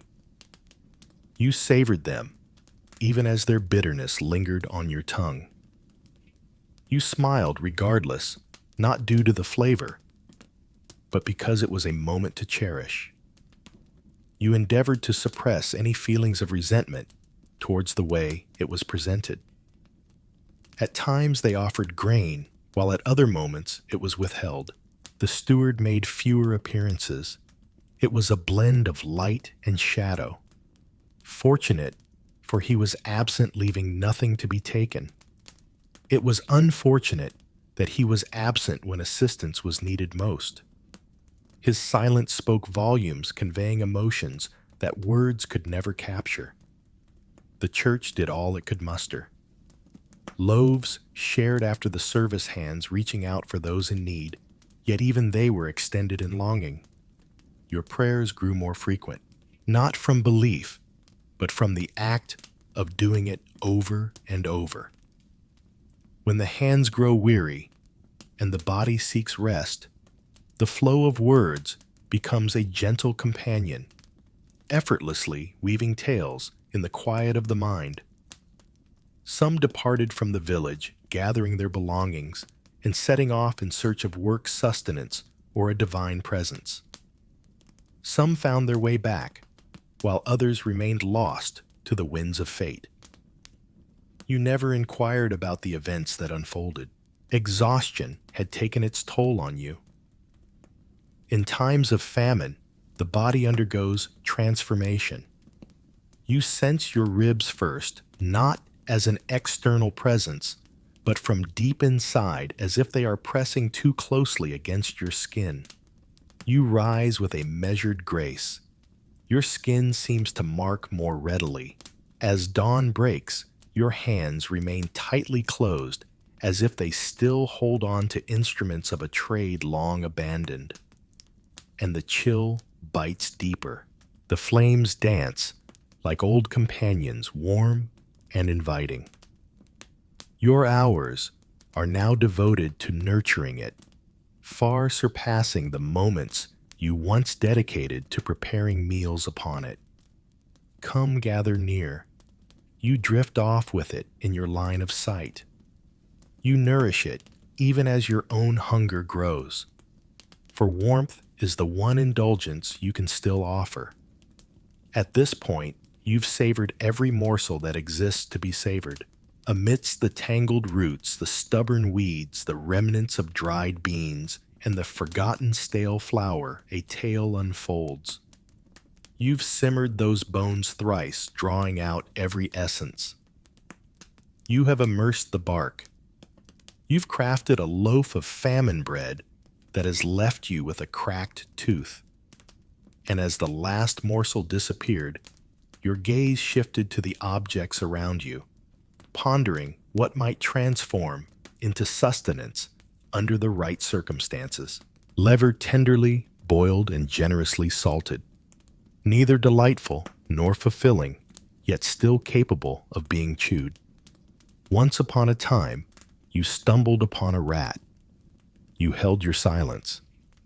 With a heart full of gratitude, you offer your thanks to the divine. In the shadows, you concealed it, prepared it in solitude, and whispered not a word to anyone. Though the weight of guilt lingers, there is no longing for a different path. In the realm of slumber, the visions take on an unusual hue. In your mind's eye, you envision grand banquets, laden with succulent roasts, warm bread, and flowing wine. As dawn breaks, you find yourself absent-mindedly gnawing on your own tongue. You find yourself lost in a reverie of bubbling pots and simmering delights, despite the fact that the stove has remained cold for 3 long days. In your visions, creatures return, and tender green sprouts pierce the blanket of winter's snow. In the quiet corners of your mind, you wander back to the days of your youth, when the pangs of hunger were uncomplicated and pure. And on certain nights, visions of abundance dance in your mind. You awaken to the sound of weeping. The graveyard began its expansion with a gentle pace, but soon it surged forward, accelerating beyond the ability to track its growth. It was in the stillness of that moment, when the church bell remained silent, that the weight of loss settled in the air, whispering the truth that someone had departed from this world. It signified that there were insufficient hands to hoist the rope. The earth was barely disturbed. The prayer was brief. Grief hung in the air, unspoken and heavy. Each person carried their own yearning to navigate. You longed to grieve, yet the luxury of feeling was beyond your reach. You restrained it, just as you have with all the rest. And just as every famine must, it came to a close. Not in a flash, but with a gradual unfolding. The rain arrived and lingered on, weaving its tail through the air. The earth yielded beneath my feet. From the earth, life began to stir. The plants stretched toward the sky, fragile yet genuine. Once more you found the spark to dream anew. The initial bounty was set aside for the benefit of others. First, the little ones take the stage, followed by the wise ones who have journeyed through time. You chose the tiniest bowl. A smile danced on your lips as you walked by. And when the first perfect loaf emerged from the oven, its top beautifully cracked, and its bottom a rich, dark hue, you gazed at it in wonder before indulging. Each day without was etched in your memory. Every clever ruse you employed, every fib spun to protect another. You savored each bite, and this time it nourished your soul. From the moment you took your first steps, the church had already woven its mark upon you. It had claimed your name at baptism, infused your breath with Latin that would forever remain a mystery, and woven your essence into a tapestry that stretched far beyond the confines of your village. Your connection to the church is not born from a conscious choice, but rather from the absence of alternatives. In the hushed nooks of your existence, during those soft, tender mornings before the flames had begun to dance. On those damp nights, as the wind roared through the shutters, its presence enveloped you heavy and undeniable like the pull of gravity. It wove itself into the very fabric of your existence. It wove it together, assessed its worth, imposed its dues, offered clemency, and shaped the narrative that followed. The church was not merely a destination one frequented. It was the atmosphere, enveloping you, the path underfoot, the cadence of your journey through the year. It was the voice that softly spoke of your resting place, and the one that hinted at it long before your arrival. The village priest, a beacon of knowledge in a world of silence, was more than just a confessor. He served as your calendar, your guide, and the closest thing to a seer in your life. He grasped the secrets of the heavens and the tales of the holy understanding, the reasons behind a pig's demise or the arrival of a tempest. He strolled through the village, a figure cloaked in mystery, embodying both a promise of fortune and a shadow of danger in his flowing garments. You shared your secrets with him in hushed tones, yearning for his understanding gaze, fearing the weight of disappointment. You endeavored to push aside the thoughts of his knowledge. From the very first breath to the vows exchanged and the final farewell, you witnessed it all. Unshackled from the soul certainties that mark the journey of a humble farmer. And in the spaces between, he conveyed the voice of a deity you revered more than you cherished, for love, as you had been taught, demanded submission. The words of Latin flowed like an incantation, weaving a tapestry of meaning that enveloped the congregation in a sacred embrace. As you stood in the church, surrounded by your family, a chill seeped into your bones, and the words spoken around you felt foreign, echoing in a space that wasn't truly yours. In that moment, as the priest raised the bread, you found yourself enveloped in a sense of wonder, unsure of the words spoken, but convinced that something profound had transpired. The bread transformed before your eyes, no longer mere sustenance, and the wine became more than just a drink. You felt the power of whispered incantations and sacred gestures, as if they could bridge the gap to the divine.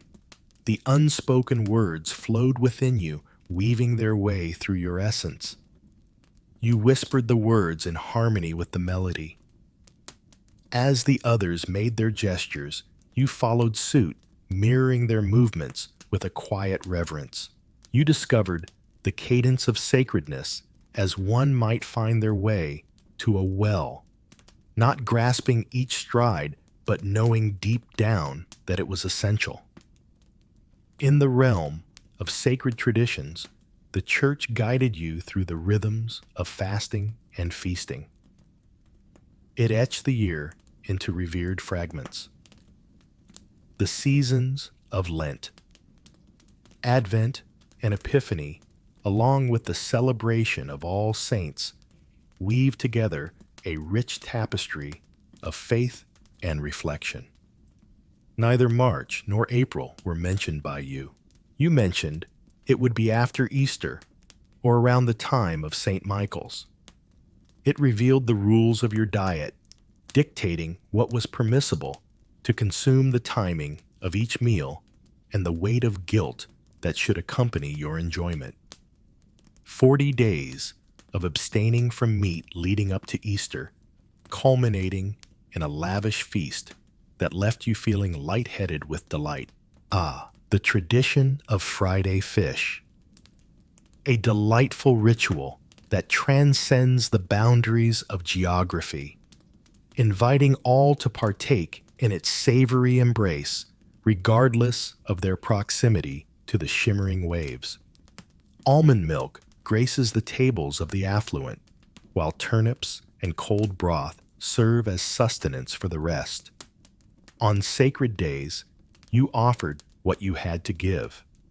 On days of restraint, your mind wandered to the realms of unfulfilled desires. Yet even in moments of emptiness, the plate overflowed with the weight of expectations. Your calendar held more than just moments of prayer. It was also for compensation. The church gathered a portion of your harvest, regardless of the time of year. Once upon a time, in a quaint little village, there were fields of golden grain swaying in the breeze, chickens clucking merrily as they roamed about, and the warm sun shining down on the cozy farm. The farmer gathered fresh eggs each morning, while the soft wool from the sheep was spun into warm blankets. And as the seasons changed, the sweet aroma of cider filled the air, bringing, from the depths of your land, or the essence of your being, everything bore a cost. You offered your gift, for it was meant to be shared as part of a greater plan. That is the tale you were given. Yet it remained untouched by the divine hand. The priest took action, or the steward, with his meticulous ledgers and his quiet affirmations. Your gaze followed as your finest barley was whisked away to the tithe barn, a structure that loomed larger than your very own dwelling. Your neighbor relinquished their final sack of oats as the priest uttered a prayer for the mercy they had just purchased. And in those times of failed harvests, when the rains arrived too late or the frost bit too soon, the demand remained unwavering. Your debts were yours to bear. At times, they allow you to settle your dues with flickering candles or the sweat of your brow. At times, they simply did not. At times, the weight of the debt became so burdensome that it stooped your spine even in moments of standing tall. Yet the church was not merely a taker. It offered its gifts, though not always in the manner you had envisioned. It wove tales. It provided a framework. It provided explanations. When your cow passed away unexpectedly, the priest guided you to the saint, whose intercession you should seek. When your child fell ill, he whispered that it could be a trial, a consequence, or perhaps the darkness finding a way to seep through the fissures of your faith. He shared blessings and sacraments, inviting you to light a candle or pay a visit to a shrine. At times, he would present you with a fragment of the past, an ancient bone, a solitary tooth, or a ribbon steeped in the blood of a long-forgotten martyr.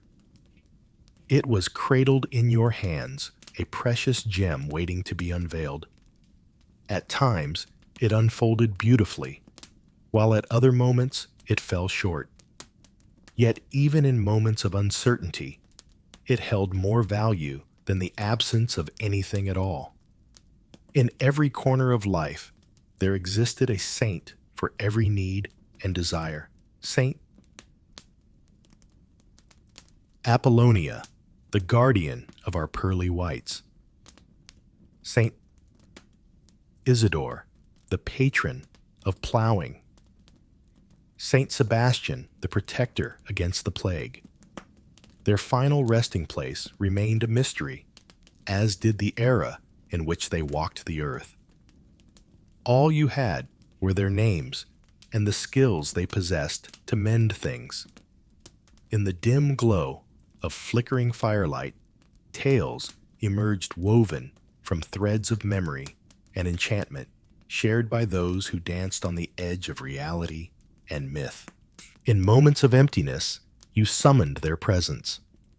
As you stirred the pot or knelt in the field, their names danced softly on your lips.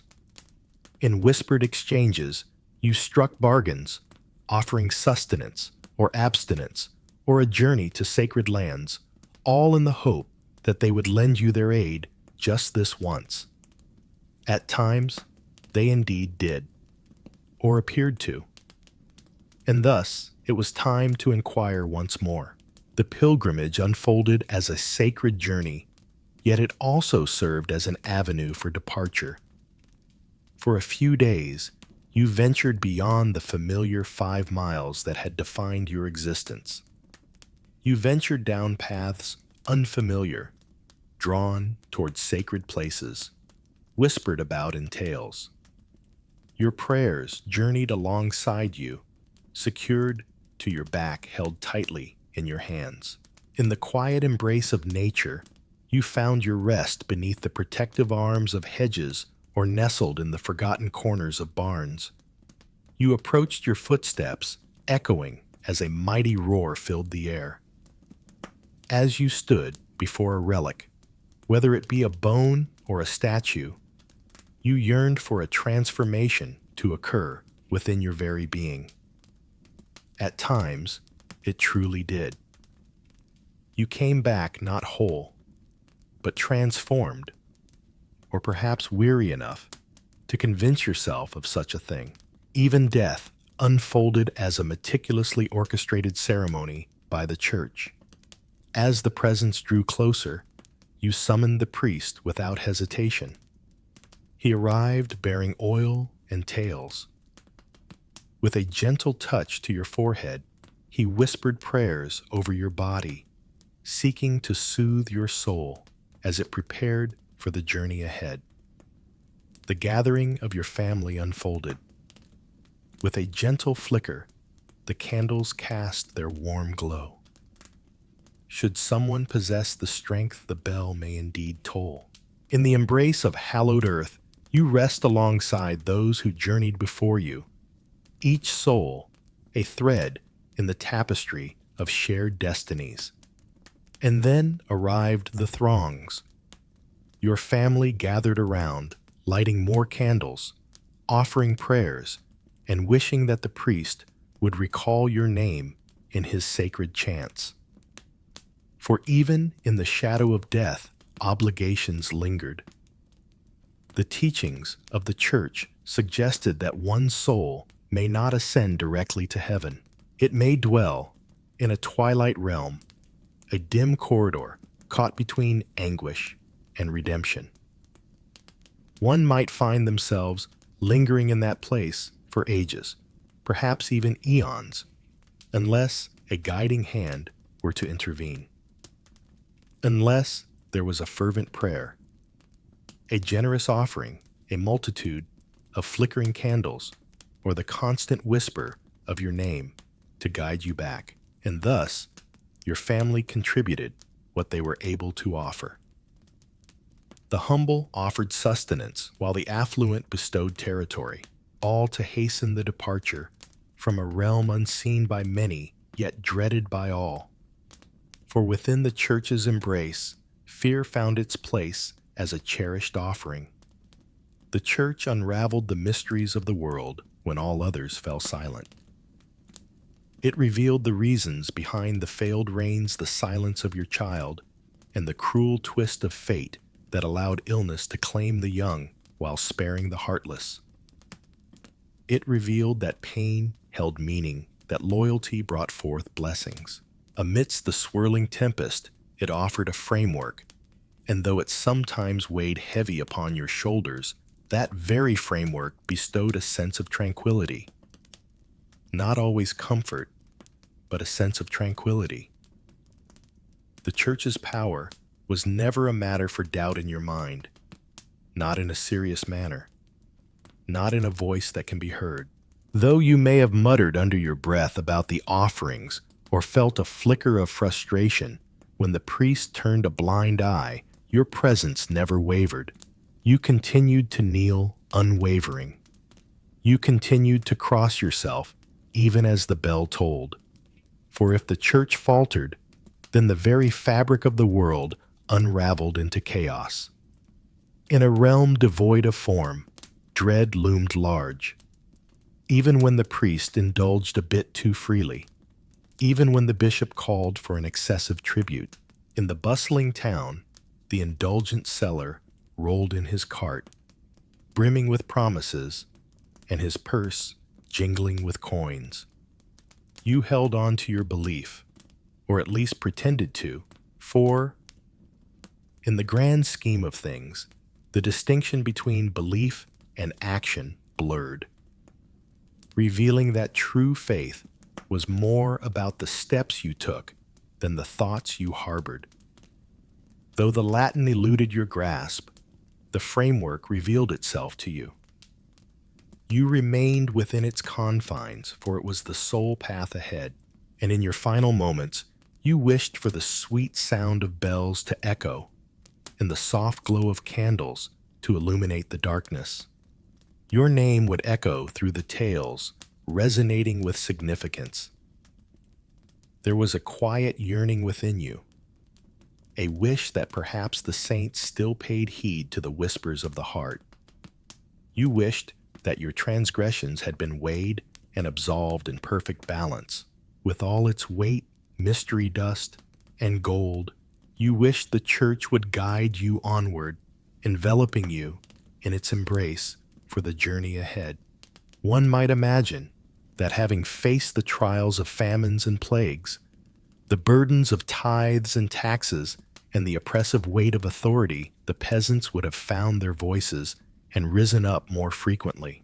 As the ages of anguish accumulated, they pressed heavily against the very foundations of their villages until one frigid dawn the frost would relent, and within them a profound shift would occur. One might envision them congregating in open fields and bustling marketplaces, armed with tools and fueled by an unquenchable fire, within proclaiming their refusal to submit any longer. Yet they chose not to. Rarely briefly, and never in unison. Indeed, there were uprisings such as the Peasants' Revolt in England in 1381 and the Jacquerie in France a few decades prior. Small uprisings rippled across Europe, each one a stone cast into a tranquil pond. Furious voices echoed in the corners where the lords had overreached, pressed too fiercely, and demanded one coin too many. At times, the flame ignited. Once upon a time, a house belonging to a tax collector was engulfed in flames. A steward fled the town in haste. A banner ascended into the air. Yet those flames danced swiftly, only to be extinguished in the blink of an eye. They met their fate on gallows erected in village squares, where silence hung thicker than the moments that preceded it. The world remained unchanged. The grain awaited its careful stitching. To grasp the reasons behind the peasants' reluctance to revolt more frequently, one must shift away from viewing them as simple-minded or timid. They simply were not. They had endured and thrived against all odds. Not merely tales of isolated misfortunes, but of relentless struggles endured through the passage of countless years. In a realm of humble heights, hope was a scarce commodity measured out like precious grain. They were filled with bravery. They were devoid of leeway. In a world where each day was consumed by the struggle to mend the roof and keep the soup simmering, the notion of rebellion found no room to breathe. One might choose to orchestrate a rebellion, or perhaps one could opt to harvest potatoes. It was impossible to achieve both. The reality was that the system thrived not solely due to its kindness or efficiency, but rather because of its age-old roots.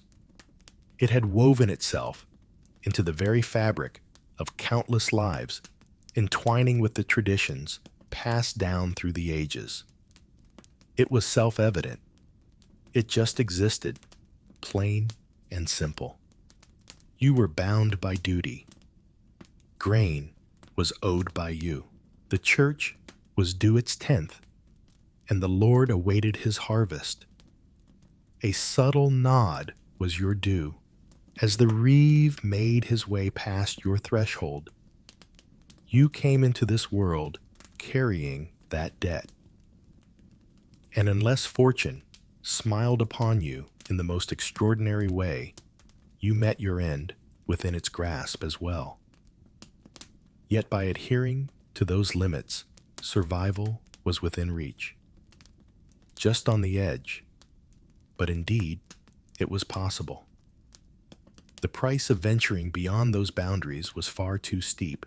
The mana commanded an army of soldiers. The church enacted excommunication. Unbeknownst to the king, your presence lingered in the shadows, yet his laws ensnared you tightly, much like a binding rope. Defiance did not always lead, to the ultimate price of death. At times, it felt even more dire. Exile hunger. Your kin departed, leaving behind the burden of the debt you sought to flee. Every soul had encountered a tale, a father lost to the shadows, a mother marked by pain, and a cousin who vanished into the night after defying the call to pay. The tales were shared not to incite defiance, but to avert it. Moreover, the thought of rebellion rarely seemed feasible, for the neighbors you shared your life with were far from strangers. They were your family, your community. In the tapestry of life, you wove together fields, tools, fences, and prayers. Though your heart may harbor disdain for the steward, the prospect of uniting with his daughter could still beckon you forward. Though the tithe may have stirred feelings of resentment within you, the act of bringing bread to Mass remained a steadfast tradition. The village held a grip that was hard to escape, and to dismantle, it would mean unraveling a part of your very soul. To rise up against the norm was, in a subtle way, to challenge the very cadence of your existence. Centuries later, one might effortlessly envision the peasant as a symbol of unending submission. With a humble demeanor, the hat clutched gently in hand. Yet this image fails to capture the intricate tapestry of their existence. Submission was not a form of servitude. It was a dance of words. Most peasants did not merely endure their hardships. They transformed. They engaged in a lively exchange. They yielded. They discovered fissures in the walls and crafted their abodes within the gaps of the regulations. In the shadows of the ledger, a pig roamed free, while an extra sack of rye lay hidden beneath the earth, and a bribe was exchanged in the humble form of eggs instead of coin. These were the uprisings they could muster. They were down-to-earth individuals. In this realm, it was not the doctrines that held sway, but the whims of the skies. The inquiry was not about what is fair, but rather, will this sustain us through the cold months ahead? And justice, should it ever arrive, was a rare treasure they dared not believe in. The lords have transformed. Clerics were supplanted. The rules have transformed, yet the wind continued to whisper through the trees. The earth awaited its gentle coaxing, yet the cries of children echoed their bellies empty and yearning for sustenance. You chose not to rise up against that. You weathered the storm. The church had its role to fulfill, and perhaps it did so with greater impact than the blade. It conveyed that suffering held a sacred essence, that perseverance was virtuous, and that the humble would one day claim the earth, though the timing remained a mystery. Your journey has revealed that the challenges you face are not mere punishments, but rather a means of cleansing and renewal. Your willingness to follow the path laid before you shall find its reward not in this world, but in the one that awaits beyond. And if the allure of paradise wasn't sufficient, the looming shadow of damnation completed the tale. In the depths of flames, anguish reigns, and the sound of gritted teeth echoes, all awaiting the defiant, the audacious, those who dared to utter a refusal. And yet the peasants stirred with a quiet resolve. Their defiance was merely more subdued. Whispers danced among them, weaving tales about the stewards. They belted out cheeky tunes that poked fun at the Lord's peculiar ways. They chuckled as the priest fumbled through his sermon. In the quiet of the night, tales were woven of brighter days and noble souls. In the quiet moments, they discovered a sense of honor in the simplest gestures, a piece of bread shared, a pause filled with understanding, a field nurtured with a touch of individuality that defied convention. In their struggle, they found a way to thrive against all odds. Not due to their acceptance of the system, but rather because they skillfully manipulated it to create just enough space for their own survival. At times, indeed, the tides of fate shifted. Once upon a time, a noble lord passed away, leaving behind a son whose heart was filled with kindness. A newly appointed bishop extended a hand of mercy, wiping away the burdens of debt. A fierce tempest served as a stark reminder to the mighty that they too were bound by the fragility of life. Yet those transformations were initiated from a higher authority. The role of the peasants was one of patience and resilience to pass on the scant treasures they possessed and to instill in their children the wisdom of silence when necessary and the courage to stand tall when the moment called for it. And there existed visions of the night. Indeed, there were. Perhaps you didn't label it as a revolution, yet your mind wandered to a life transformed. A vision danced in your mind of a future where your child could walk free from the weight of inherited struggles. When there was no one to come knocking at your door with a list of names. When the days of youthful vigor seemed endless and your back felt as light as a feather before the age of 30. When you could drift into slumber, free from the shadows of wolves, the clamor of soldiers, or the chill of winter. Those dreams fueled your journey, yet they coexisted with the truth of the world around you. They arrived like whispers in the night, unexpected and enchanting. All you required was for them to endure. What stands out most is not the rarity of peasant revolts, but rather their remarkable ability to preserve their culture, their faith, and their families, even under the immense pressure of the system bearing down upon them.